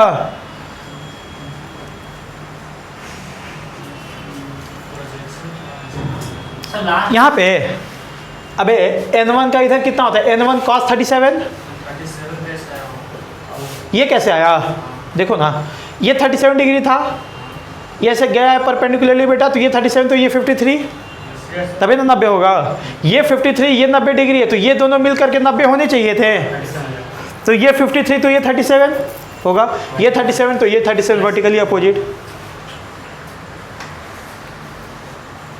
दूसरा थोड़ा surface touch ही है। टच है। वेल्डिंग कर दिए, देख नहीं रहे हो वहाँ डायग्राम में थोड़ा सा इधर उधर होता है। अच्छा लास्ट में जो करते हैं यहाँ पे सर दोनों का सम लेंगे या पैरेलल ले लेंगे इसको यही बराबर। क्या सम लेंगे? जैसे कि N1 को 37 हाँ। बराबर 500 ले लेंगे, फिर दोनों को जोड़ के लेंगे 500। दोनों को जोड़ कर लेगा ना बेटा, नेट ऊपर वाला बराबर 500 ना। तो तू क्या लिखा है, N1 जो भी एंगल ऊपर वाला होगा और N2 का भी ऊपर वाला कंपोनेंट दोनों मिलकर 500 नीचे होगा। हम इसका ले 500, इसका भी 500। नेट ऊपर वाला बराबर नेट नीचे वाला ना। ठीक, देख लो, ये बहुत लोग को दिक्कत है तो ये देख ही लो सब कुछ। हाँ कोई नहीं, तू बनाते रहे, बाकी लोग देखो इसको। बोल बेटा सबसे पहले क्या नॉर्मल देख ले क्या? चल यहाँ सेंटर मान लेते हैं, ऐसा होगा। N1 मान लेते इधर वाले को और इधर वाले को N2 मान लेते हैं, ठीक है। चल अब सुनना, mg तो ऐसे आएगा ना नीचे की तरफ, कितना 500 मान लो, 500 न्यूटन। अब थोड़ा एंगल का लोचा, ऐसे एंगल अलग अलग आएगा। अभी तक सवाल ये दोनों एंगल सेम रहता था देख, पर अभी अलग अलग हो। कैसे अलग होगा देख, ध्यान से सुनना। देख बेटा ये वाला दिख रहा है क्या ऐसे, ये छोटू से एंगल 90 दिख रहा है, ये 37 था, दिख रहा है कि बड़ा बनाया हुआ? दिख रहा है सर, ये 90 है, ये वाला 37 था, तो ये 53, ये 90 है, तो ये 37 हो गया। 37 दिखाई दिया पक्का? अब इसका चेक करना है, इसका पक्का 53 आएगा, Yes, sir. क्योंकि देख ये 37 है, ये 90 है, तो ये कितना होना चाहिए? 53 ये कैसे हुआ पता चला? ये 90 डिग्री है ना, टोटल 180 होना चाहिए था ना, तो इतना प्लस इतना मिलके 90 होना था। तो ये 37 तो ये 53, वैसे ही चले जाओगे तो इधर 53 आ जाएगा। अच्छा 3 90 90 चौथा में 90 होगा ना सर? बिल्कुल। अच्छा ये दोनों भी तो परपेंडिकुलर है ना आपस में, सीधा 37 तो ये 53। अब तोड़ दे बेटा, बोल इसका कंपोनेंट N2 का ऊपर कितना होगा? N2 cos 37 होगा, तो क्या लिखे बोल? N2 cos 37 मतलब 4/5 होगा। इसका कंपोनेंट ऊपर की तरफ बोलो बेटा, N1 cos 53 मतलब 3/5 N1 ऊपर की तरफ हो गया पूरा। ये नीचे की तरफ टोटल कितना है? 500। इधर बोल बेटा, इधर किस N1 का कंपोनेंट आएगा ऐसे, ये 53 है तो ये 37 हो गया होगा। तो N1 cos 37 मतलब 4/5। अबे ये 53 तो ये 37 cos में लिए हैं। अरे तो इसको लिखो N1 sin 53 लिखो, चाहे N1 cos 37। हम cos में रटवाए हैं, याद है ना, तो हम cos को ही लेके चलते हैं। ये समझ में आया सिमरन? कोई दिक्कत तो नहीं है? चल इसका N2 का इधर कंपोनेंट कितना आ जाएगा? N2 cos 53, ये 37 है तो ये 53 होगा ना बेटा, तो कितना हो जाएगा? N2 cos 53, तो N2 cos 53 मतलब 3/5 N2 होगा। अब कर दो इक्विलिब्रियम, इधर वाला बराबर इधर वाला, ऊपर वाला बराबर नीचे वाला, तो इस बार दो इक्वेशन बन जाएगा। बोल इधर वाला क्या लिखे? 4/5 N1 must be equals to 3/5 N2। Cut गया तो कितना हो गया? 4N1 बराबर 3N2। इक्वेशन नंबर 1 बेटा। अब इस डायरेक्शन में देख, तो इतना बराबर इतना लिखोगे ना, तो कितना लिखोगे? देख तो 4N2 प्लस 3N1/5 एलसीएम ले लिए यहाँ पे, ठीक, बराबर 500 होना चाहिए ना। तो देख कितना दिखाई दे रहा है यहाँ से, 4N2 प्लस 3N1 बराबर 2500, 5 से मल्टीप्लाई हो गया, ठीक। Equation number 2। बोल अननोन कितना है तेरे पास? N1 N2, दो अननोन है, दो इक्वेशन है, सॉल्व हो जाएगा। N1 का वैल्यू यहाँ से पुट कर दोगे तो नहीं आ जाएगा? यस, हो जाएगा। किसी एक को पुट कर दोगे आंसर आ जाएगा। बात समझ में आ रहा है? हो गया। तो कभी भी सॉल्व करे ना ऐसा सवाल, तो देखे कि कितना अननोन है। जैसे यहाँ दो अननोन है ना बेटा, तो तेरे पास दो इक्वेशन आना चाहिए। दो अननोन है, दो इक्वेशन सॉल्व हो जाएगा। कई बार ऐसे तेरे को दिखाई देगा ना कि 4 अननोन है पर इक्वेशन 3 आ रहा है, तो समझ जाओ कि कुछ गड़बड़ कर रहा है। तुम एक और इक्वेशन कहीं ना कहीं से आना चाहिए, तभी सॉल्व होगा, है ना। जितना इक्वेशन बनेगा उतना ही वेरिएबल सॉल्व कर पाओगे। 4 वेरिएबल है तो 4 इक्वेशन चाहिए ही चाहिए। यहाँ पे 2 अननोन था तो 2 इक्वेशन है, एक ऊपर वाले वर्टिकल डायरेक्शन में, एक हॉरिजॉन्टल डायरेक्शन में। अब जो भी सॉल्व करके आंसर आ जाए। समझ में आ रहा है ना? उतार ले। तुम अपनी बुद्धि से बताना तो कौन सा ज़्यादा फोर्स होना चाहिए था, N1 के N2? ऐसे बिना सॉल्व किए नॉर्मल तरीके से कौन ज़्यादा होना चाहिए, N1 के N2? एहसास से बता कैसे। N2 पे ज़्यादा लदका हुआ है यार, तो N2 पे ज़्यादा नीचे दबा रहा होगा, ये वाला लगेगा ज़्यादा। समझ में आ रहा है? सॉल्व भी करोगे तो N2 ज़्यादा आएगा। नहीं, वैसे नहीं बोलते हैं, बस दिख रहा है ना कि चूंकि इधर ज़्यादा इंक्लाइंड है। सॉल्व कर लो, अगर करना है तो, नहीं भी करो तो कोई बात नहीं, कॉन्सेप्ट आना चाहिए यहाँ तक। उतार लो, लेकिन N1 का ज़्यादा आ जाएगा, N2 का ज़्यादा आएगा। कितना कितना आ रहा है? 300-400 आ रहा है। अच्छा, N2 400, हाँ तो ये कट जाएगा सीधा और ये इधर आ जाएगा थोड़ा। है सरफेस बड़ा कर देते, अरे एंगल हाँ तो वो वाला ज़्यादा हो जाता, इधर वाला। ठीक है, अनसिमेट्रिकल है तो अलग अलग वैल्यू आया, तो कुछ भी हो सकता है। क्या है, बस आपका कमांड किस चीज़ पे होना चाहिए, फ्री बॉडी डायग्राम, दूसरा प्रोजेक्शन, बस यहाँ एंगल फाइंड करना पड़ेगा थोड़ा। बन गया। अब देखो यही सवाल को अगर हम जनरल फॉर्मेट में दे देते ना तो तेरे लिए टफ हो जाता। जनरल फॉर्मेट मतलब हम कुछ नहीं मानते, मान लेते ये अल्फा है, ये बीटा मान लेते हैं और इसका मास m मान लेते हैं, तो क्या आता, सब मतलब सिंबल के फॉर्म में आता, तो आंसर N1 N2 कैसे आता है, m अल्फा बीटा के टर्म में आता, पर आता वैसे भी आता है। क्या है उसका कोई फ़ायदा नहीं, वैसे क्यों जनरल तरीके से कराया, ताकि प्रैक्टिस आपका बना रहे, आप जनरल चीज़ों को देखकर डरे ना। बात समझ में आ रहा है? तो कुछ कुछ जनरल सवाल भी कराएंगे बिना डेटा के। हाँ जनरल के मेंस में ना, यस आ सकता है, ज़्यादा जनरल का ही इस्तेमाल होता है, डेटा वाला का। डेटा से क्या है, तो डेटा से इतना तुम्हारा प्रैक्टिस हो चुका है कि, और तुझे भी पता है कि 3753 यूज होना है, सॉल्व होना है, दर सोचिए यही ले लेते हैं 30 डिग्री, तो √3 जैसा कुछ आता कि नहीं आता, तो आंसर कचरा दिखता है। बस समझ आ रहा है? 30 डिग्री ले लेते तो साइन 30 डिग्री 1/2 कॉस 30 डिग्री कितना हो जाता है, √3/2, तो √3 मरने लगता है इधर उधर। एडवांस कैलकुलेटिव नहीं देता, एकदम नहीं, बनेगा तो तुरंत बनेगा, नहीं बनेगा तो जीवन में नहीं बनेगा तेरे से, ऐसा रहता है। और इससे भी ज़्यादा स्ट्रेट फॉरवर्ड मैथ्स क्या रहता है बेटा, मैथ्स मतलब तुम देखोगे और तुम बोल दोगे कि नहीं बनेगा, बनना होगा तो बन जाएगा, लेकिन मैथ्स का और टफ रहता है। मैं बोल रहा हूँ IIT निकालना है, केमिस्ट्री पे पूरा फोकस करना, हमेशा बोल रहे हैं केमिस्ट्री पे पूरा फोकस रहेगा। सबसे ज़्यादा मार्क्स स्कोर होता है केमिस्ट्री में, देन आफ्टर फिजिक्स में, उसके बाद आता है मैथ्स में। और ऐसे ही इसी वे में तुमको अटेम्प्ट भी करना है, जब एग्जाम देने बैठोगे तो सबसे पहले केमिस्ट्री, उसके बाद फिजिक्स, फिर समय बचा तो मैथ्स। यस पहले फिजिक्स का मिलता ना, नहीं एक साथ, तीनों एक साथ रहता है, पहले फिजिक्स का दिखता है, ऐसा नहीं है, पर जिसका भी दिखे आप केमिस्ट्री खोले, पहले केमिस्ट्री बनाए।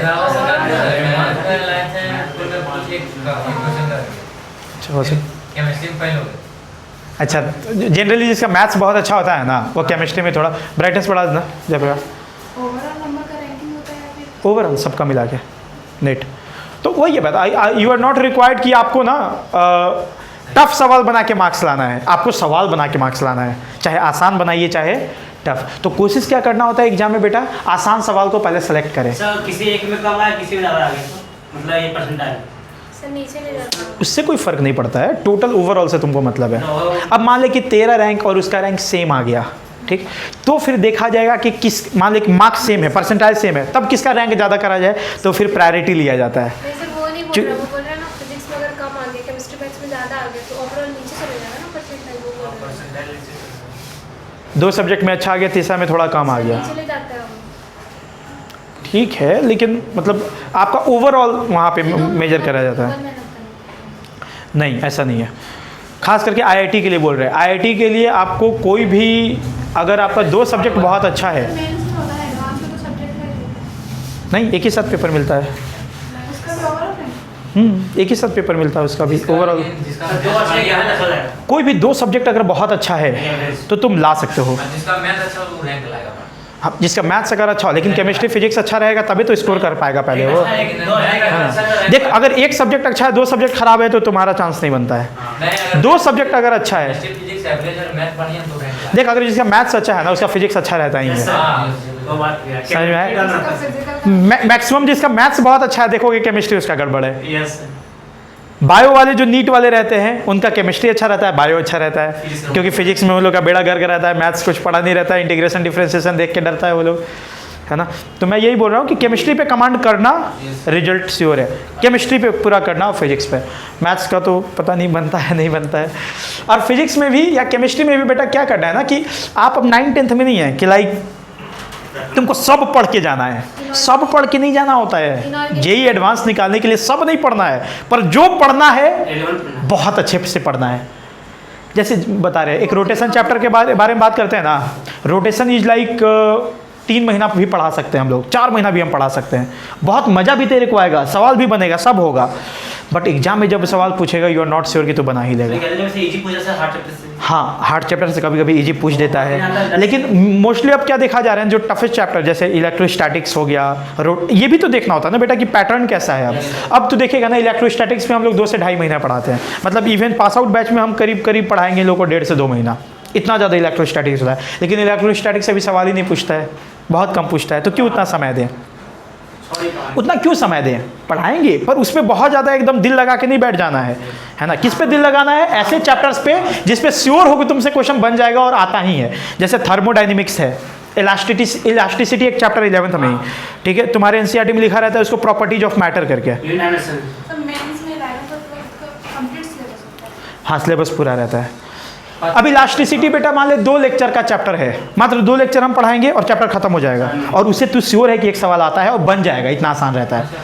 पर इलेक्ट्रोस्टैटिक्स हम 3 महीना पढ़ाएंगे, बट तो श्योर नहीं इधर से बन ही जाएगा। तो तैयारी किसका अच्छा करना चाहिए, ये इलास्टिसिटी का, क्योंकि उससे सवाल बनने वाला है। हमारा रुको एक मिनट, हमारा एम है एग्जाम क्लैरिफाई करना, एग्जाम क्लियर करना, यहाँ विद्वान बनने नहीं आए हो, समझ में? एग्जाम कैसे क्लियर करेंगे उस पर फोकस करो। यही प्रॉब्लम है कोटा और बाकी जगहों में। वहाँ पे क्या करते हैं कि रिजल्ट ओरिएंटेड एक पढ़ाई होता है। जैसे मैं टीचर हूँ तो मैं ऐसा कुछ नहीं पढ़ाऊंगा जिससे मैं अपना काबिलियत दिखाऊं, मैं तुम्हें वो पढ़ाऊंगा जिससे तेरा एग्जाम क्लियर हो। तो बाकी किसी टीचर के पास जाएगा तो ये देखो ये, अबे ठीक है, क्या मतलब है स्टूडेंट को इससे भाई, आप कितना तेज है उससे क्या लेना देना। अगर मैं आईटी नहीं निकालता हूँ तो टीचर के तेज से तेरे को कोई लेना देना है नहीं।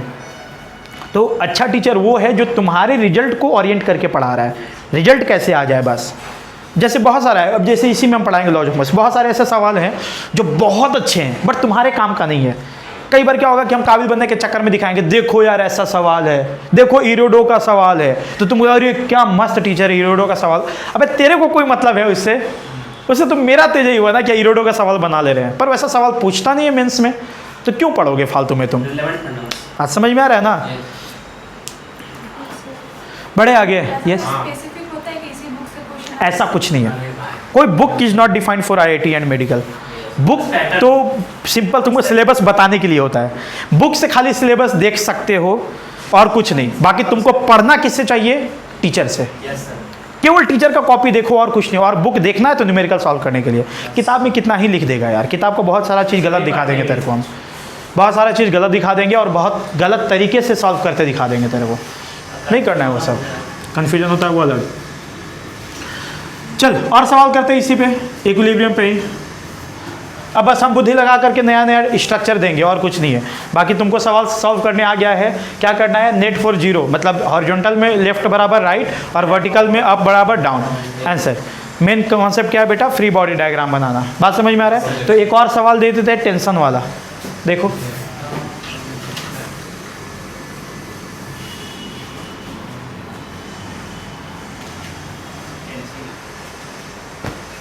हाँ हाँ बाबू, ऊपर नीचे जो लग रहा है ना, हाँ हॉरिजॉन्टल दोनों का बराबर, सबका सम बराबर 0। हाँ, तो सब नेट फोर्स बराबर 0, यही क्या आंसर है ना, हाँ ऐसा ना। हाँ, अगर ये नेट बराबर 0 है मतलब इस नेट फोर्स का भी x कंपोनेंट को होगा, कुछ y कंपोनेंट होगा। नेट फोर्स 0 मतलब x कंपोनेंट भी 0, y कंपोनेंट भी 0। दोनों एक ही। समझ में आ रहा है। x कंपोनेंट 0 मतलब क्या, हॉरिजॉन्टल में नेट 0, उसी को तो हम बोल दे रहे हैं लेफ्ट बराबर राइट।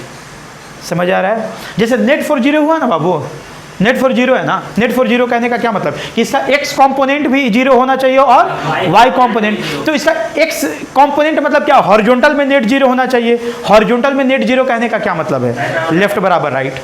वर्टिकल में नेट जीरो कहने का क्या मतलब, अप बराबर डाउन। तो किताब में यहीं से शुरू करता है, बट आपको ये टाइम वेस्ट करने की जरूरत नहीं है। बात समझ में आ रहा है? आप रिलेशन पहले निकालें, बाद में पूछिए। हाँ, एक बार अगर चारों जोड़ देते तो रिलेशन चारों को कैसे जोड़ पाओगे, तुम तो वेक्टर फॉर्म में फिर जोड़ोगे ना, आई कैप जे कैप में जोड़ोगे ना। तो आई कैप जे कैप में वैसे ही तो लिखता, जैसे ये है, मान ली नेट फोर्स कैसे लिखता, 3/5 N1 आई कैप माइनस 3/5 N2 आई कैप प्लस 4/5 N1 जे कैप 4/5 N2 जे कैप माइनस 200 जे कैप बराबर 0। तो something I cap plus something J cap बराबर 0 होता, तो आई कैप वाला भी 0 होगा और जे कैप वाला भी 0। तो फिर तो इक्वेशन में यही लाओगे। तो उतना काम ना करके डायरेक्ट हम लोग यहाँ पहुँच जा रहे हैं। बात समझ में आ रहा है? एक ही चीज़। हाँ, एक सवाल देखो टेंशन से रिलेटेड।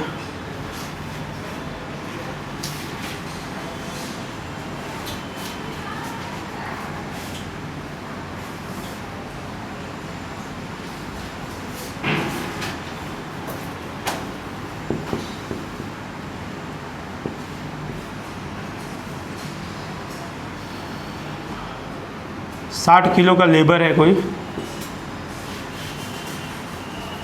जो कि 10 kg के वुडन प्लेट पे खड़ा है और ये धागा से बंधा हुआ है, इसे धागा को पकड़ के खींच के खड़ा है। सोचिए अगर धागा छोड़ देता है तो ये नीचे गिरने लग जाएगा ना, खुद भी तो मरेगा ना। ये क्या चाहता है कि हम जिंदा रहें, इक्विलिब्रियम में रहें, तो धागा को नीचे खींच के से रखना पड़ेगा ना, टेंशन लगा के रखना पड़ेगा ना। सवाल ये है कि इसको कितने फोर्स से धागा को नीचे खींचे सो दैट 50 न्यूटन। आंसर बोल दिया, हो ही नहीं सकता। क्या बोल रहे हैं, गलत बोला है? Yes sir. क्या करना है बेटा कि नेट कितना फोर्स से धागा को, ऐसे लैंग्वेज में लिखा रहेगा, find the force by which the man should pull the string so that the system remains in equilibrium. कहना क्या चाह रहा है कि धागा में टेंशन बताओ चुपचाप, अगर ऐसा इक्विलिब्रियम में है तो। बात समझ में आ रहा है? क्या करना है, फ्री बॉडी डायग्राम बनाना है, नेट फोर्स जीरो करना है, इस बार इस पे भी करना है और इस पे भी करना है। बात समझ में आया? साथ में करोगे कि खुद से करोगे? आ जाओ, चलो इसका फ्री बॉडी डायग्राम बोलो, याद किए हम लोग बनाए थे पहले भी। इसका बना ले पहले, बोल बेटा नीचे। यस, ये धागा कनेक्टेड है ना, टी लग रहा होगा, टी ही मान लेते, पूरे धागा में टी। चल हो गया। अब सुन, ये वाला जो आदमी इस पे खड़ा है बेटा, तो इस आदमी और इस जो प्लैंक है नीचे वाला, इन दोनों के बीच में भी तो नॉर्मल रिएक्शन होगा ना। ये आदमी इस ब्लॉक पे किधर फोर्स लगा रहा है, नीचे की तरफ। एन मान ले, क्या एन मान लेते हैं, कोई दिक्कत? सही है, हो गया ना इसका फ्री बॉडी डायग्राम। और कुछ बचा है? अब कुछ नहीं है। आदमी का थोड़ी बना रहे हैं अभी, तो इसका खाली बना रहे हैं, ठीक है यहाँ तक। अब आदमी के बना ले। सबसे पहले इसका mg नीचे लगेगा 600 बाबू। चल अब बोल, ये धागा को पकड़ा हुआ है, तो धागा इस ब्लॉक को, ये आदमी को ऊपर खींचेगा ना, ऐसा क्या? टी माने थे इस पूरे में टेंशन यार, हो गया। अब ये वाला वुडन प्लैंक इस आदमी को ऊपर धक्का दे रहा होगा नॉर्मल एन से यार, ठीक है। दोनों का इक्विलिब्रियम करना है, मतलब नेट फोर्स इसका भी जीरो इसका भी जीरो, तो पहले इसी का लिख बेटा। अगर इसको लिखोगे तो क्या लिखोगे, नेट नीचे कितना है 100 प्लस एन नीचे की तरफ 100 प्लस एन, और ऊपर में कितना है, तो एक इक्वेशन दिखाई दे गया, ठीक। यहाँ पे देख बेटा, ऊपर वाला कितना है, N plus T must be equals to 600। Equation number 2। Unknown कितना है, एन और टी, एन और टी अननोन है, दो अननोन, दो इक्वेशन सॉल्व करोगे आंसर आ जाएगा, ठीक है। समझ आ रहा है ना, सॉल्व कर लोगे आंसर हो जाएगा, लिख लो।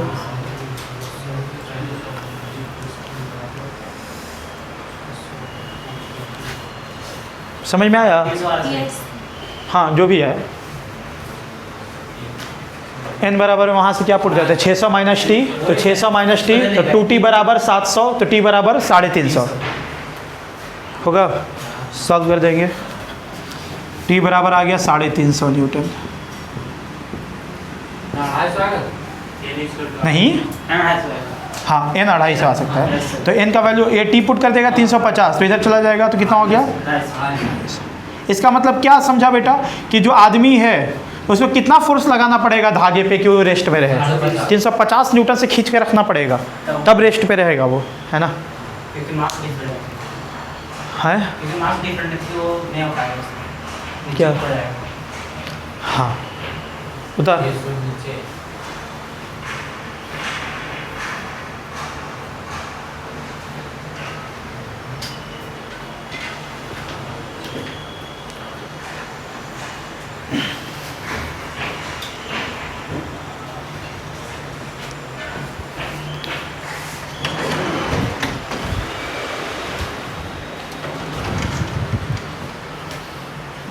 कितना क्यूट सा इक्वेशन है, एकदम साफ साफ दिख रहा है, कितना बढ़िया है, कुछ भी कचरा नहीं है, एकदम बढ़िया से फ्री बॉडी डायग्राम बनाओगे सब दिख जाएगा।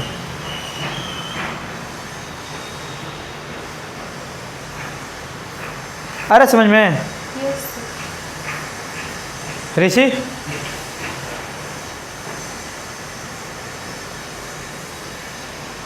पेंटर ऐसी पेंट करता है ना बड़े बड़े बिल्डिंग्स में, नहीं बोले झूला लगा लो, कैसे पेंट करता है बोलो? ऐसे तो ऐसे रहता है, बना के रखता है, ऐसे पकड़ के लटका रहता है, ऐसे मार रहा होता है। पर ये भी आसान नहीं है, 350 न्यूटन थोड़ा बहुत नहीं है, काफ़ी जोर का फोर्स लगा के खींच के रखना पड़ेगा। इमेजिन कर रहा है, बहुत ज़्यादा फोर्स लगाना पड़ेगा उसको। नहीं, कुछ देर के लिए तो बच ही जाए। छत पे कहीं बांध दिया तो बांधना पड़ेगा। हाँ ठीक है, ऐसे हो सकता था कि नहीं? अब हम बोलेंगे कि तुमको ऊपर से हम फेंक दे रहे हैं, बाकी वाला हॉस्टल में हो रहा था। अच्छा। काफ़ी मेहनत लगेगा ना इसमें, मर जाएगा तो और भी। पेंट करेगा उसके बाद। तो मैं नहीं मर रहा है। लग रहा है एक्सपीरियंस है, दिवाली में करता है ना पार्ट टाइम 400 रुपये घंटा। यस सर, दोनों तो वही होगा सब कुछ आगे। अच्छा 40 मिनट कितना बजे उठता है तुम? सोता है 7 बजे? तो 7 बजे जाता है योगा करने छत पे धूप में? विटामिन डी मिलता है। आज मैं उठ गया कितना बजे? आज हम नहीं, 7:30 में हम भी उठे थे। मेरे उठ के देख रहे दुनिया, तो लग रहा है कि करे क्या अब हम यहाँ, मतलब इतना पहली बार उठे थे ना, लग रहा है कि अब करना क्या है यहाँ, समझ में नहीं आ रहा है। उतार लिए। अब देखिए इस सवाल को थोड़ा सा अगर बुद्धि लगाएगा ना तो डायरेक्ट आंसर बता सकता है। देखो रुको, उतार लियो ना सब, इसका पूरा सिस्टम मान तो 60 किलो 10 किलो टोटल 70 किलो को कौन संभाला है? एक इधर वाला टेंशन और एक इधर वाला टेंशन संभाला है। तो 2T बराबर 700, तो T बराबर 350 आप अच्छे चेक किए ना है। आप चेक किसी ने चेक किया? यस आया समझ में? यस एक और बार बताएं। हाँ वैसे T केवल आया, फिर N निकालने के लिए किसी एक का फ्री बॉडी डायग्राम बनाना ही पड़ेगा, Yes. है ना? लेकिन T पूछा रहता है तो का ही सब कहते हैं, सीधा आंसर बोल देते। फिर से बताएं, देखो मेरे को मान लो केवल टेंशन पूछा जाता बेटा, तो इस पूरे को सिस्टम मान लेते हैं। इस पूरे सिस्टम पे कितना एक्सटर्नल फोर्स लग रहा है? इधर वाला धागा ऊपर खींच रहा है और ये वाला धागा ऊपर खींच रहा है, दोनों का वैल्यू सेम है, तो T + T 2T। और पूरे सिस्टम का नीचे कितना लग रहा है?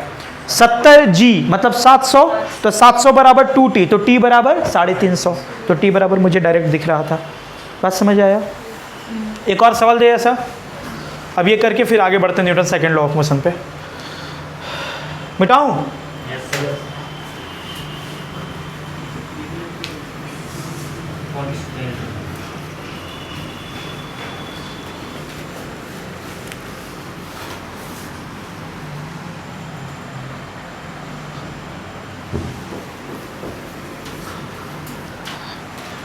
देखो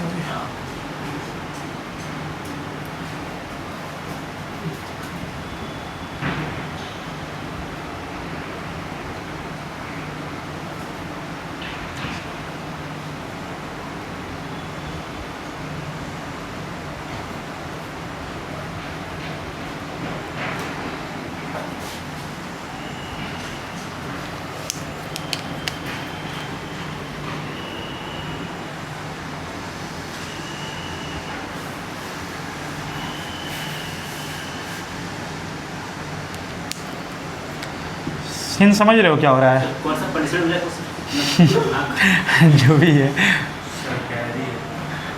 नाच बसंती नाच। सीधे ऐसे भाई ऐसे, इधर से भी धागा पकड़ा है, इधर से भी धागा पकड़ा हुआ है, ऐसे चुपचाप है भाई साहब। सिस्टम मान तो सवाल यही पूछा जा रहा है कि धागा पे कितना फोर्स लगाता कि इसी तरह रहेगा। चुपचाप इक्विलिब्रियम में रहता। अब मास मान ले कुछ भी, 60 किलो मान ले यार, और ये वाला मान ले 10 kg। बोलो कितना टेंशन, देख के बताओ डायरेक्ट, डायरेक्ट बता, डायरेक्ट लेकिन नहीं बता पाओगे तुम, इसलिए क्योंकि थोड़ा सा ये वाला एंगल है यार, एंगल भी दिया रहेगा तभी ना होगा। मान लो 53 डिग्री है, ये भी 53। नॉर्मल तरीके से करो, नॉर्मल तरीके से करो।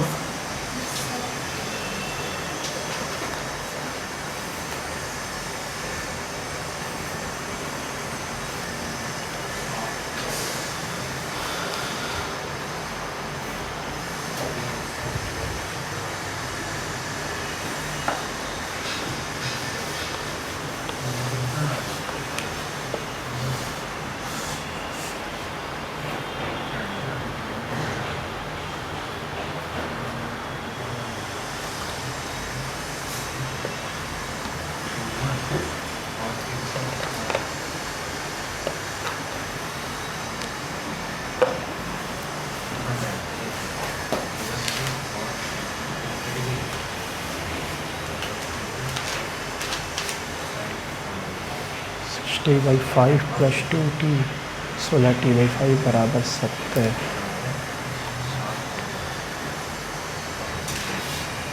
सत्तर गुना 5/16। टेंशन यही है, ठीक करो करो करो करो। कितना आ रहा है? 1750/3। 17। 50/3। अच्छा तुम मल्टीप्लाई करके किया है, ठीक करो ना, सब करो। फ्री बॉडी डायग्राम बना दोनों का, डायरेक्ट किया है, सिस्टम मान के है, ठीक। कितना आ रहा है?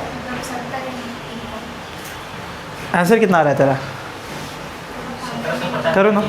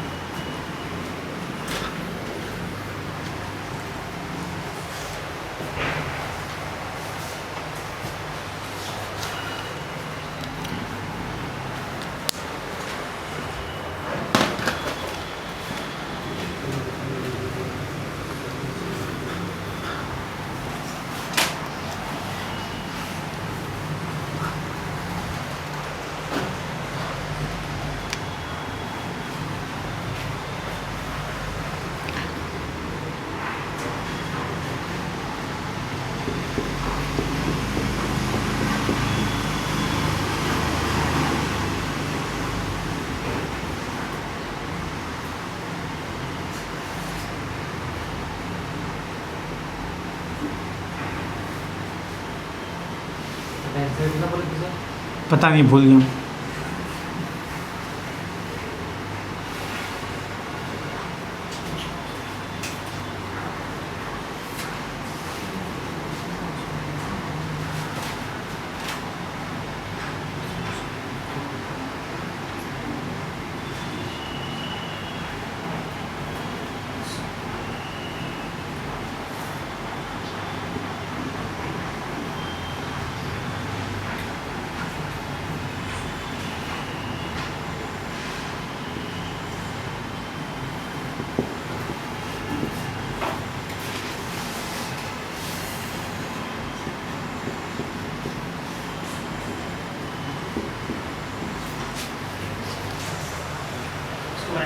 डायरेक्ट आंसर बोल।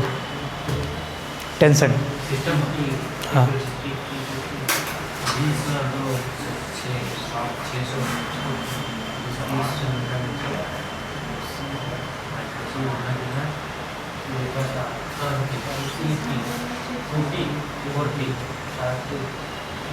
मत लिख, ऐसे कर। दो 200 न्यूटन। हाँ, 40 बराबर 800। दूर का जो तो नीचे वाला 20 लिखिए। एक एक ही धागा है, टी टी टी टी, ये टी टी मिलके 2T, 2T T T 4T बराबर नीचे वाला टोटल 80 जी 800, 40 बराबर 800, तो T बराबर 200 बन जाएगा सवाल। क्या ही है, अब नॉर्मल बताना होगा तो किसी एक का फ्री बॉडी डायग्राम बना लेंगे, है ना। लगा पाओ अरे बुद्धि तो बताओ, नॉर्मल बिना सॉल्व किए ऐसे ही, नॉर्मल हाँ बिना सॉल्व किए बताओ। 60 kg अभी तो आप बता दी, है, अभी तो आप बता दी, टेंशन ना बताएं। क्या कर रहे हैं? अब इन दोनों के बीच में कुछ नॉर्मल रिएक्शन रहा होगा ना, वो बताओ। ऐसी बोल, ऐसी बोल, इन दोनों के बीच में नॉर्मल रिएक्शन होगा ना कुछ, आदमी चढ़ा हुआ है ना तो धक्का दे रहा होगा इसको नीचे कुछ, वो नॉर्मल रिएक्शन कितना होगा। उसमें क्या पूछे? ऊपर में जितना टेंशन हाँ। रहेगा है? 200 प्लस n बराबर 400 हो गया। नीचे 600 हाँ, mg, ऊपर में कितना है, तो नीचे और कितना लगना चाहिए था ऊपर 400। तो वही तो बोल रहे हैं। सही है, यस सर। शायद समझ में आया। देखिए ये तेरे लिए ओरल सवाल है कि नहीं सवाल है, ये अच्छे सवालों में आता है ये सब लॉज ऑफ मोशन का। तो देख सवाल बनाना इंपॉर्टेंट नहीं है, सवाल कितना जल्दी बनाना है ये इंपॉर्टेंट है। बता दे रहे हैं ये बता दिए, सबका नहीं आया, किसी का नहीं आया क्या अभी तक आया? नहीं आया, अलग अलग करके बताए, सिस्टम मान के बताएं। अलग सिस्टम में पहले बताइए। चलो अलग ही अलग बता दे पहले। बोल लड़का का बोल बे, 600 नीचे कितना 600 जो जैसा बन गया ना बोले 600। गौरव यस सर, ये वाला इधर टेंशन लग रहा होगा बेटा, यस सर, T1 मान ले, यस सर, इधर T2 मान ले। कितना एंगल है यहाँ पे 53, यहाँ भी 53, चल बोल बेटा। इसका एक कंपोनेंट T1 का इधर कितना, T1 cos 53 डिग्री मतलब 3/5 T1, इसका इधर कंपोनेंट 4/5 T1 होगा। T2 का इधर कंपोनेंट कितना आएगा 3/5 T2 और इधर कितना आएगा 4/5 T2। क्या ऋषि समझ में आया कंपोनेंट? अब देख ये दोनों बराबर होना चाहिए, इक्विलिब्रियम में है तो देख 4/5 4/5 कट के T1 बराबर T2 हो जाएगा, होगा रे। यस सर, तो यहाँ पे ये भी T मान लो, इसको भी T मान लो, तो ऊपर टोटल कितना होगा 6T/5 3T/5 3T/5 6T/5 must be equals to 600, तो T कितना आ गया। नॉर्मल 5/6, नॉर्मल नहीं लगाए। अच्छा नॉर्मल नहीं लगा इस पर, यस यस यस नॉर्मल भी तो लगेगा, ये जो ऊपर लगा रहा होगा। तो कितना लिख देंगे n प्लस 6T/5 बराबर 600। 5n + 60, ठीक है, ठीक है, ये इक्वेशन 1 हो गया। ठीक, ये T1 T2 को T मान लिए बाबू। चल अब बोल इसका 10 किलो का बोल, नीचे कितना 100 न्यूटन। ठीक, इधर नॉर्मल बेटा जो आदमी लगा रहा होगा इस पर है। ठीक, यहाँ T यहाँ T, तो टोटल ऊपर कितना हो गया, सीधा लिख दें ऊपर वाला बराबर नीचे वाला कितना है n + 100 must be equals to 2T। देख दो अननोन, दो इक्वेशन है, सॉल्व कर लोगे आंसर आ जाएगा। समझ में आया, सॉल्व हो जाएगा। अब सिस्टम मान के अगर करना चाहें तो हम पूरा इसको सिस्टम मान लेंगे। अब इधर कितना लग रहा है 3T/5, इधर T था ना, इधर T ऊपर की तरफ बोलना 60/5 यस सर। 60/5 क्यों हम TCM ले लिए, तेरे को दिखाई दे रहा Yes, है। sir. तो क्या सीधा क्या लिख देंगे बेटा 6T/5 और यहाँ भी तो TT है प्लस 2T ना, और टोटल सिस्टम का मास 70 किलो नहीं 80 ना, 6 और 800 अच्छा वहाँ पे लिया है 80। ठीक ठीक 700। तो देख कितना हो जाएगा ये, 16 हाँ 16T/5 बराबर 700, तो T बराबर 1750 तो 700 × 5/16, अब जो भी आंसर है। Yes sir. ठीक है, कौन सा सिस्टम, ये पूरा सिस्टम मान लिए। इस पूरे सिस्टम पे देख, इस ब्लॉक पे ऊपर फोर्स T लग रहा है, इधर T लग रहा है, इस लड़के पे इधर T लग रहा है, इधर T लग रहा है। ऊपर वाला कंपोनेंट लेगा तो T cos 53, इधर का भी T cos 53, तो 2T cos 53, 2T cos तो 2T cos 53 मतलब 3/5 तो 60/5 प्लस ये T प्लस ये T 2T बराबर नीचे 700। ठीक है ना, यस बिल्कुल बिल्कुल। अगर टेंशन निकालना है तो डायरेक्ट निकालो, अगर नॉर्मल निकालना है तो फिर कोई एक इक्वेशन लिखो, है ना। नॉर्मल के लिए करना पड़ेगा।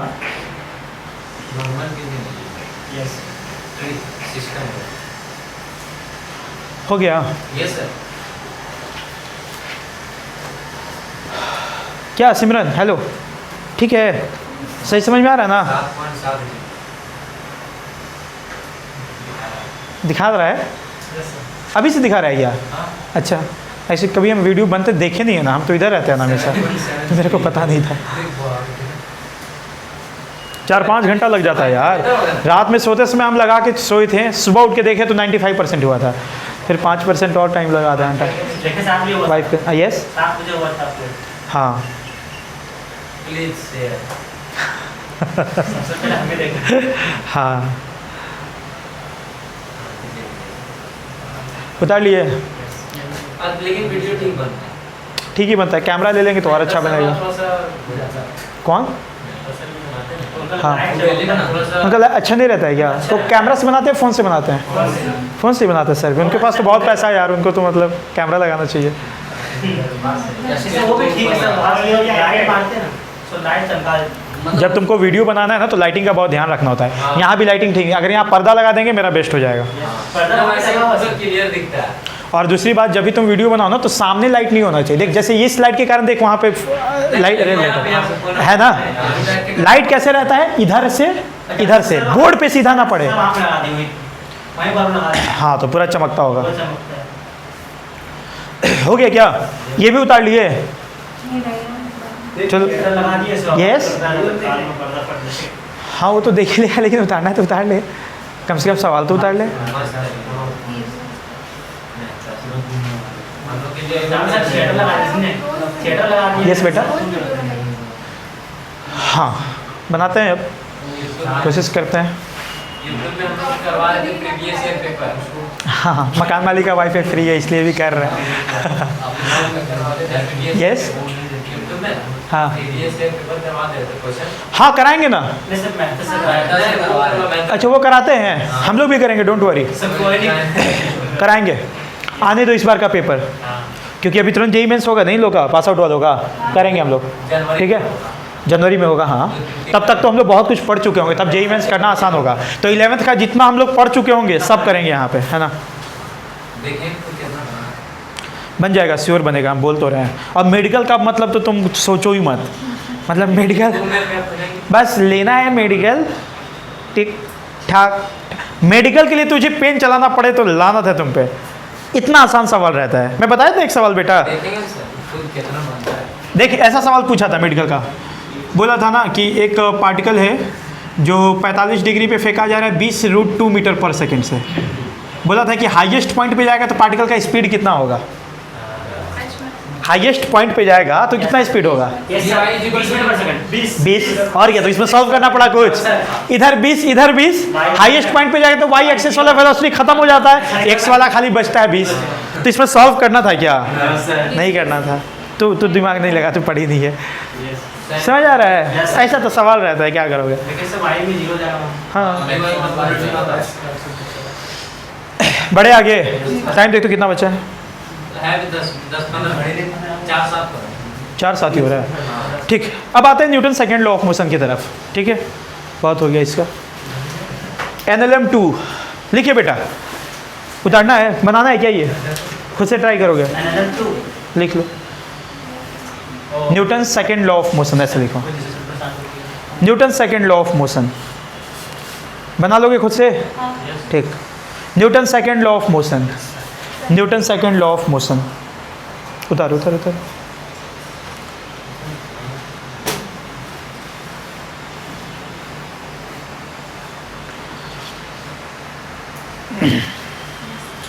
चलिए आइए, Newton second law of motion क्या कहता है पहले मुझे ये बता दो, क्योंकि तुम लोग 10th में 9th में पढ़े ही हो। बोलो बोलो जी, जो बोल सकता है। सतीश बोल। NLM यस बोल सतीश, बोलो जितना जानता है। ठीक से बोलो, धीरे धीरे। Force is directly proportional to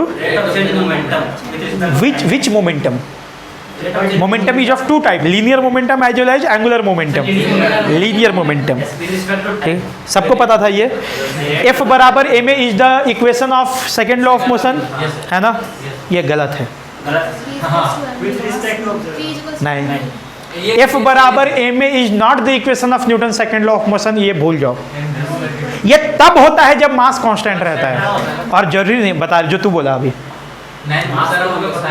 F बराबर a में एग्जैक्ट स्टेटमेंट नहीं है Newton second law of motion का, ठीक है। एनडीए में एक बार सवाल पूछा था, सुन ले एनडीए वाले, क्या पूछा था, न्यूटन से according to Newton second law of motion, पहला ही ऑप्शन था F बराबर a में, फिर दूसरा था F बराबर dp बाई dt, सेकेंड में दिया था बोथ आर करेक्ट, और फोर्थ में दिया हुआ था none of these are correct.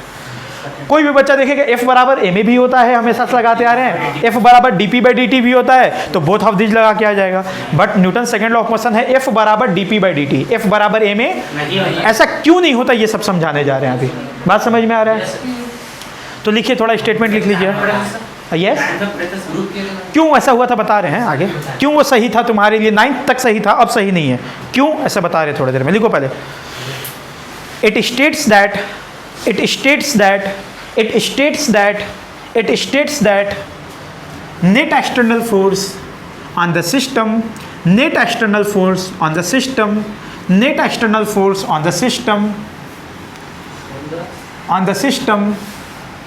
net external force on the system is directly proportional to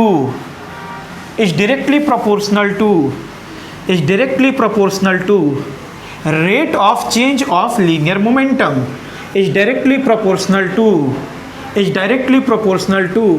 rate of change of linear momentum, is directly proportional to rate of change of linear momentum, rate of change of linear momentum, rate of change of linear momentum, rate of change of linear momentum। लिख लिए। आइए, क्या कहता है Newton second law of motion बेटा, जो external force है, जो नेट एक्सटर्नल फोर्स है, वो डायरेक्टली प्रोपोर्शनल किसके होता है बेटा, rate of change of linear momentum, जहाँ पे P किसको रिप्रेजेंट कर रहा है, लीनियर मोमेंटम को, डायरेक्टली प्रोपोर्शनल होता है। हाँ, अब बेटा जब अपन आगे बढ़ेंगे तो F को क्या लिखेंगे, इक्वल्स टू, ये प्रोपोर्शनलिटी कांस्टेंट को हटाना पड़ता है ना कुछ कांस्टेंट से, तो K dP बाई dt, ठीक। जब अपन ऐसा यूनिट में बात करेंगे बेटा, किस में बात करेंगे, जो कि 99% में बात करना होगा ऐसा यूनिट पे ही, ऐसा यूनिट में ये K का वैल्यू कितना हो जाएगा, 1 हो जाएगा। कितना हो जाएगा बेटा, 1 हो जाता है। ये F बराबर a में जो इक्वेशन है, इसका कोई डेरिवेशन हो सकता है क्या, लॉ होता है। लॉ का मतलब होता है जो एक्सपेरिमेंटल बेसिस पे इक्वेशन बताया जाए, इसका कोई मैथमेटिकल डेरिवेशन नहीं हो सकता। बात समझ में आ रहा है? जैसे हम पढ़ाएंगे आगे चलकर फाराडे लॉ, उसका कोई डेरिवेशन नहीं है, बायोट सवर्ट लॉ, उसका कोई डेरिवेशन नहीं है। बात समझ में आ रहा है ना? वैसे ये लॉ है, एक्सपेरिमेंट के आधार पे इसको बताया गया है फाइनल इक्वेशन, तो इसमें आप कुछ खुद से नहीं कर सकते। हाँ, तो क्या है, F बराबर K dP बाई dt, और K को क्या देखा गया बेटा कि 1 होता है ऐसा यूनिट में, तो फाइनली अपन F को क्या लिख सकते हैं, dP by dt, where P is the linear momentum, where P is the, तो अगर अपन इसको आगे बढ़ाते हैं तो हम ऐसे लिख सकते हैं बेटा, बोल F बराबर d by dt, P is linear momentum, है ना? बात समझ में आ रहा है? ठीक। अच्छा, इसको थोड़ा वेक्टर फॉर्म में लिखते चलते हैं तो अच्छा लगेगा, क्योंकि फोर्स भी वेक्टर होता है, ये भी वेक्टर होता है। हाँ बेटा, मैग्नीट्यूड के टर्म, वेक्टर के टर्म में लिखते हैं। हाँ, बताएंगे ना रोटेशन में, जैसे एम भी होता है ना, वैसे वहाँ होता है आई ओमेगा। जैसे यहाँ मास होता है ना, वहाँ आता है मोमेंट ऑफ इनर्शिया। जैसे यहाँ लीनियर, मेरा फ़ोन आ रहा है क्या, जैसे लीनियर स्पीड होता है ना भी, वैसे ही वहाँ पे होता है बेटा एंगुलर स्पीड ओमेगा। ठीक है, वो सब बताएंगे वहाँ पे, डोंट वरी। हाँ, यस, वही। अब सुन, अब कैसे लिखोगे बाबू, ऐसे लिखेंगे ना, एम तो ये होता है, स्केलर होता है। चल अब बोलना थोड़ा ध्यान से, देख तेरे को U इंटू भी जैसा दिख रहा है, प्रोडक्ट रूल ऑफ डिफ्रेंसिएशन, एक को पकड़ो दूसरे को डिफ्रेंशिएट करो। तो सबसे पहले M को पकड़ लिए बेटा, V को डिफ्रेंशिएट किए, प्लस V को पकड़े M को। बात समझ में आया? तो हम इसको ऐसे लिख सकते हैं, F बराबर dV by dt is acceleration plus V dm by dt। ये है exact equation of Newton second law of motion. क्या बात समझ में आया? अगर m को कांस्टेंट मान लें, अगर जिस बॉडी की बात अपन करें उसका मास हमेशा कांस्टेंट है, वो वैरी नहीं कर रहा, तो dm बाई dt कितना हो जाएगा? कांस्टेंट का डिफरेंशिएशन क्या होता है बेटा? 0। तब ये खत्म हो गया और f बराबर क्या दिखाई देगा अब? f बराबर m। यस, ये बोले कि अगर मास कांस्टेंट हो गया, जिस बॉडी पे फोर्स लग रहा है मास कांस्टेंट हो गया, तो मास कांस्टेंट का डिफरेंशिएशन क्या होता है? 0। तब ये खत्म हो गया तो बची है F बराबर m। मतलब F बराबर m हमेशा वैलिड है कि तभी वैलिड है जब मास कांस्टेंट हो, जब मास कंडीशनल इक्वेशन है ये, है ना, जब मास कांस्टेंट हो। और मास हमेशा कांस्टेंट होगा जरूरी थोड़ी है। तुमको एग्जांपल दिखाते हैं कहाँ मास कांस्टेंट नहीं होता है।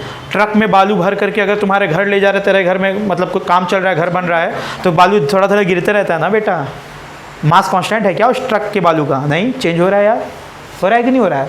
मान ले कि तू ऐसे कुछ बर्तन ले लिया है और रोड पे चल रहा, ऊपर से बारिश हो रहा है, बारिश हो रहा है तो बारिश का पानी तेरे बर्तन में चलता चला जा रहा है ना, तो मास वैरी कर रहा है ना, है ना, तो मास वैरी कर रहा है। फिर रॉकेट सिस्टम, रॉकेट जब ऊपर जाता है तो ईंधन जलता है, कंबसन होता है ना, तो वो जलता है तो मास कम होता चला जाता है। आ रही बात समझ में? तो मास चेंज होने के कारण भी फोर्स जनरेट होता है, उसी को हम बाद में पढ़ेंगे अपथ्रस्ट फोर्स के नाम से। अपथ्रस्ट नहीं, हाँ आर्किमिडीज में भी आता है थोड़ा सा, यस आता है। बायनेंसी फोर्स अपथ्रस्ट के कारण ही आता है। बात समझ में आ रहा है? तो अपन अभी जो पढ़ेंगे कांस्टेंट मास के लिए ही पढ़ेंगे। किसके लिए पढ़ेंगे? क्योंकि 9th में तुम्हारी इतनी बुद्धि नहीं थी कि तुम वेरिएबल मास के बारे में सोच पाओ, तो वहाँ कांस्टेंट मास के लिए डायरेक्ट ये बताया जाता है। और याद कर वहाँ पे ऐसे पढ़ाया जाता था, Newton second law of motion. If a force is applied on a body, then acceleration is produced. अगर बॉडी पे फोर्स लगाओगे तो एक्सेलरेशन बनेगा। एक्सेलरेशन जो आएगा वो डायरेक्टली प्रोपोर्शनल होता है फोर्स अप्लाइड के, और इनवर्सली प्रोपोर्शनल होता है 1/m के, मतलब m के। तो फिर दोनों को कंबाइन कर दो तो F = ma लिख देते थे। बात समझ में आ रहा है? ऐसे लिखा रहता था, हालांकि ये सब आता यहीं से, है ना। वहाँ बुद्धि नहीं थी इसलिए बताया जाता था। अब बच्चे उसी को लॉ समझ लेते थे। अरे तो वहाँ क्या बोला कि acceleration is directly proportional to F, तो वो तो एक्सपेरिमेंट से ही देखा होगा ना, मैथमेटिकली उसको देखना पॉसिबल नहीं है। अरे बात समझ में? कोई दिक्कत है यहाँ तक? अब इस पे बहुत तरह का सवाल है, बहुत करेंगे। फिर से सवाल सुना जो मैंने बोला था, अगर कभी मेडिकल या जेईई मेंस में ऐसा पूछ, मेडिकल वाला है ही नहीं, खैर सुन तो रहे होंगे, बाद में देखेंगे। अगर पूछता है कहीं एग्जाम में, खास करके इंडिया जैसे छोटे छोटे एग्जाम में, according to Newton second law of motion, पहला F बराबर m है, दूसरा F बराबर dp/dt, कौन सही है? F बराबर dp/dt। F बराबर m है सही? वो तभी सही था जब मास कांस्टेंट होता। बात समझ में आ रहा है? तो ये नहीं कि दोनों लगा दे, बोथ ऑफ दीजिए। अगर वहां लिख दिया इफ मास इज कांस्टेंट, तब दोनों सही है ना। तो कॉन्सेप्ट, हाँ तब दोनों सही है। F बराबर dp/dt भी लिख सकते हो, उसी को आगे एक्सपेंड करके लिखा हुआ है ना बाबू, तब दोनों लगा सकते हो। तो कॉन्सेप्चुअली आपको पता होना चाहिए कि एक्चुअली है क्या स्टेटमेंट, है ना। अब इसका इस्तेमाल सबसे ज़्यादा करेंगे हम लोग। कोई दिक्कत है यहाँ तक? फटाक से इसको लिखो ताकि सवालों पे आएंगे। क्या कोरोना वापस? नहीं, और क्या एक्सपेक्ट करती है वहाँ पे? What is Newton second law of motion? Derive the statement. ये सब थोड़ी आएगा। Numericals, only numericals. और अगर कभी ये रहता है स्टेटमेंट वाला भी सवाल रहता है, तो तुम विश्वास करो मेरा, स्टेटमेंट वाला सवाल न्यूमेरिकल से कई गुना ज़्यादा टफ होता है। स्टेटमेंट वाला सवाल कभी बनाया है तुम लोग? बनाना दिमाग खराब कर देगा। तुम बनाओगे पहले, लगेगा कि यही सही है, देखोगे आंसर गलत हो जाएगा। Assertion reason, multiple correct. JEE advance में ना सिंगल करेक्ट बहुत कम देता है, अब तो दे भी नहीं रहा है। मल्टीपल करेक्ट देगा, या assertion reason, match the column, या इंटीजर टाइप, सब में बहुत बुद्धि लगता है, खतरनाक होता है। यस, हाँ हाँ हाँ। सर टफ में देखा था, मान लीजिए आंसर आया 0. मेरा आता है 0.214, और हम लिखे 0.24, गलत हो गया। यस, सिग्निफिकेंट फिगर इसी को बोलते हैं। जब शुरुआत में हम पढ़े थे मैंने क्या तरीका है, एक ही तो बात है। जैसे तुम 0.2 लिख रहे हो और 0.20 लिख रहे हो ना, दोनों में अंतर है अकॉर्डिंग टू सिग्निफिकेंट फिगर। ये आखिरी में पढ़ा देंगे, 10 गो नियम रहता है, वो रट लोगे सब बन जाएगा सवाल।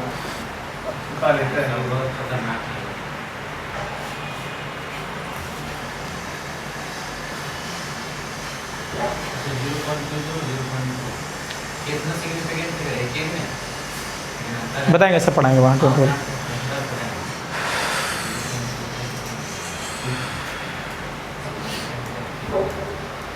टाइम होगा बता दोगे ना मुझे? तो वहीं से देख रहा है। किसी का आँख खराब नहीं है? अरे वाह, पढ़ने वाले बच्चों का आँख खराब हो जाता है, पता चला कल सब लगा के आ रहा है। 90 ग्राम 418 रेडिएशन से प्रोटेक्शन बचने के लिए कोई आता है ना चश्मा? हाँ, ये जो रहता है, बस कुछ होने नहीं देगा, जो सनलाइट गॉगल्स होता है, सन ग्लासेस, होने नहीं देगा मोबाइल वगैरह से, कोई इफेक्ट नहीं पड़ेगा। अरे जो ब्लू रेज निकलता है ना, उसको फिल्टर कर देगा थोड़ा, तो थोड़ा सा आँख प्रोटेक्टेड रहता है। जो तुम पूरा रात ऐसे फ़ोन देखते रहते हो, फिजिक्स वाला का क्लास, आँख ले डूबेगा, तो वो ब्लू रेज नया ख़राब करता है वो। ब्लू रेज आँखों के लिए ख़राब होता है, तो कभी भी अगर तेरे पास सन ग्लास वगैरह है तो उसको लगा करके फ़ोन चलाओ, लैपटॉप चलाओ। जैसे तुम जॉब करोगे तो तुमको लैपटॉप पे ही काम करना है पूरा जीवन, ठीक है। एक कंप्यूटर साइंस का एक मेरा दोस्त है, वो स्टेटस भी डालता है, पूरा जीवन टीचर लोग दिमाग ख़राब करता रहा कि राइटिंग बनाओ, राइटिंग बनाओ। कोई काम नहीं है। जब जॉब कर रहे हैं तो राइटिंग का कोई मतलब ही नहीं, केवल कंप्यूटर पे टप टिप कर रहे हैं बैठ के। तो वहाँ सन ग्लास इस्तेमाल कर सकते हो। उतार लिए, बढ़े आगे। आइए 2-4 सवाल करते हैं फटाक से। देख, हाँ बेटा, F बराबर A में थोड़ा इसको डिटेल में डिस्कस करते हैं। हाँ, F बराबर A में M कैसा होता है? स्केलर की वेक्टर, और M स्केलर होता है तो दिख रहा है तेरे को, एक जब स्केलर क्वांटिटी को मल्टीप्लाई करो वेक्टर से तो रिजल्ट कैसा आ रहा है? याद है मल्टीप्लिकेशन ऑफ वेक्टर में पहला यही पढ़ाए थे, और वहाँ पे ये भी बताए थे कि देख मास हमेशा पॉजिटिव होता है। अगर ये वाला पॉजिटिव होता है तो इन दोनों का डायरेक्शन सेम रहता था, यह नेगेटिव तो अपोजिट रहता था, याद है ना बेटा? तो मास तो हमेशा पॉजिटिव होगा यार। कभी तो नहीं सुने हो कि इस लड़की का मास है -30 kg, ऐसा तो नहीं है, कितना भी स्लिम ट्रिम हो जाएगी तो मास तो पॉजिटिव में ही रहेगा, है ना? तो मास हमेशा पॉजिटिव रहता है, मतलब फोर्स और एक्सेलरेशन का डायरेक्शन हमेशा सेम रहेगा। बात समझ में आ रहा है? तो अपन क्या करेंगे बेटा, जिधर नेट फोर्स का डायरेक्शन होगा उधर ही बॉडी का एक्सेलरेशन होगा। अब नेट फोर्स तो अपने को निकालना आता है, वेक्टर से पढ़े कैसे 2 बॉडी फोर्स को जोड़ा जाए, 3 को कैसे जोड़ा जाए, 4 को कैसे जोड़ा जाए with the help of projection method, याद है ना? तो जिधर नेट फोर्स होगा उधर ही नेट एक्सेलरेशन होगा। ठीक, सवाल कैसे करते हैं ये सुनो, एकदम सिंपल सवाल से स्टार्ट करते हैं बाबू। सिंगल ब्लॉक पे एकदम सिंपल, 2 किलो है यार, सरफेस पे है, फोर्स लग रहा है 6 न्यूटन। कितना लग रहा है इधर? खाली एक ही फोर्स तो लग रहा है ना। फ्री बॉडी डायग्राम बनाओ, पहले आदत डालो सब। चल फ्री बॉडी डायग्राम बनाओ, इधर बोल, ऊपर बोलो। ये सरफेस ऊपर धक्का दे रहा होगा ना, ठीक है बेटा? इधर F बराबर यही दिख रहा है ना? सुन, तू बता बेटा, तेरे को लग रहा है कभी भी कि ये बॉडी नीचे से ज़मीन में धंस जाएगा? उड़ेगा भी नहीं यार। मतलब इस डायरेक्शन में नेट फोर्स हमेशा 0 है ना? मतलब इस डायरेक्शन में, वर्टिकल डायरेक्शन में अपवर्ड इक्वल्स टू डाउनवर्ड हमेशा तुम लिख सकते हो। तो n बराबर कितना दे गया? 20 न्यूटन। कितना दे गया?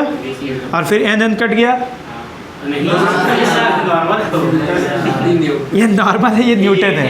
काट के देख रहे हैं 1 बराबर 20, फिर सोच रहे हैं ये कैसे हुआ?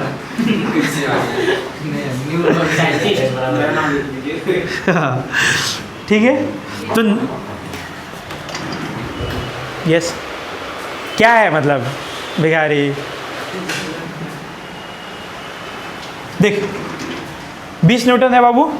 अब मुझे एक्सेलरेशन बताना, तो देख बेटा, हॉरिजॉन्टल डायरेक्शन में इधर फोर्स लग रहा है तो उधर ही ना जाएगा, एक ही फोर्स है, नेट फोर्स उधर ही है, तो मान लेते हैं एक्सेलरेशन इधर बेटा उसी डायरेक्शन में। अब क्या लिखना होता है? F बराबर M है, F बराबर, तो बोल बेटा नेट फोर्स कितना है? 6 है, मास कितना है? 2 है, एक्सेलरेशन कितना है? A माने हुए हो तो A बराबर 3 मीटर पर सेकंड स्क्वायर। अब हर बार इतना नहीं करने जाएंगे, वो तो दिख रहा है तेरे को ना, सीधा लिखोगे n बराबर 20 न्यूटन और 6 न्यूटन इधर लग रहा, तो नेट फोर्स 6 है बटा मास 3 मीटर पर सेकंड स्क्वायर। क्या दिखाई दे रहा है? कोई दिक्कत तो नहीं है? अब सुनना, सिंपल है एकदम, अभी रुकना, तोड़ना नहीं। अगर हम ये सवाल ना दे करके ये दिए होते हैं,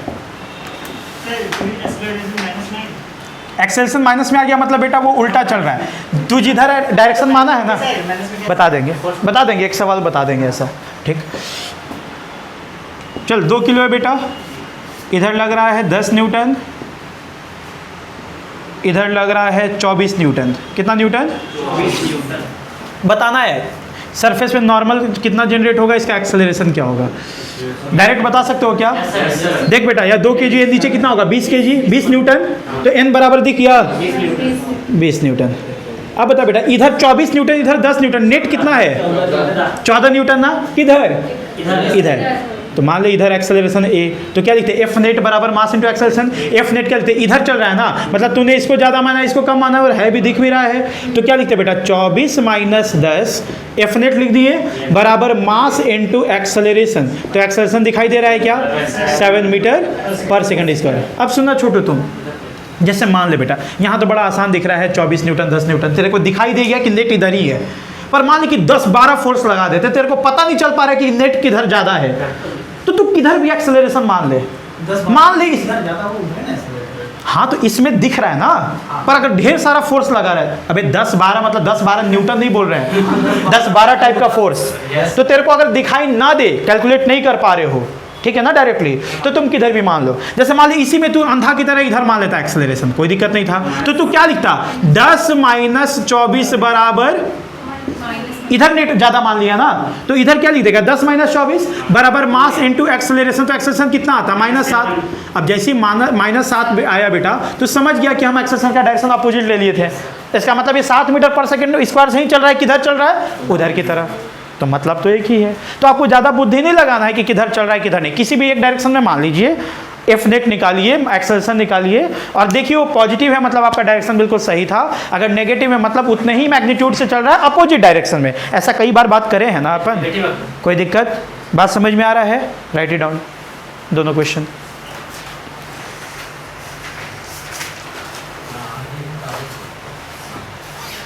समझा इसे?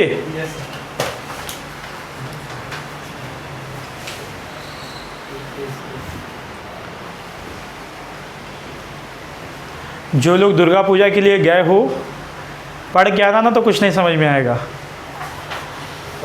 जो लोग घर पे पढ़ रहे हैं उन लोग को बात कर रहे हैं,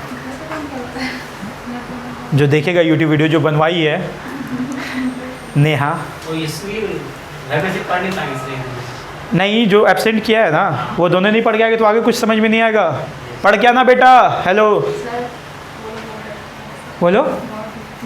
बहुत डरती है किससे? मेरे से? सच में? क्यों? मतलब हम तो ऐसे डरावने दिखते भी नहीं है और नहीं ऐसा बिहेव करते क्लास में, लेकिन लड़ते नहीं। अबे मतलब हम तो इतना प्यार से बात करते हैं और बात करते हैं, सबसे बड़ी बात ये है हम बात करते हैं। कौन टीचर बात करता है? बात नहीं करते जनरली लोग। तो मेरे से डरना नहीं चाहिए बिल्कुल। तुम डॉक्टर से डर करके तुम बीमारी नहीं बताओगे तो कैंसर हो जाएगा एक दिन। अब से दर्द कर रहा है, माथा बोलेगा नहीं हल्का सा। हाँ कुछ और दे देगा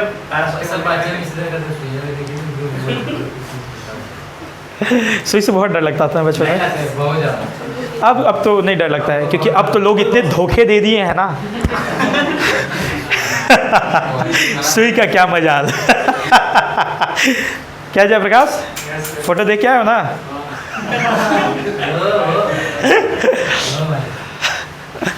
ये लोग को बुलाए थे परसों, मेरे रूम पे ही रहा था ये लोग, पनीर खिलाया था बना के इन लोगों को। आओ तुम लोग भी। क्या है?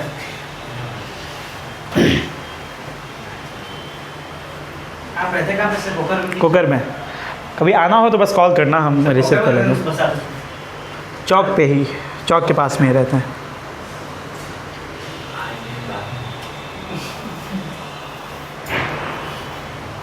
लोग फिर 3:30 बजे तक पढ़ाए भी है रात में। 4 बजे आता था। खाना वाना हम लोग खा के कितने बजे तक फ्री हो गए थे? 11 साढ़े 11 शायद ना, 11 तक क्लियर हो गए थे। यस, बस 2 लोग आया था पास आउट वाला। हाँ तो वही दोनों को बुलाए थे, खाना वाना खाए, फिर रात भर हम लोग 4 बजे तक पढ़ाइए।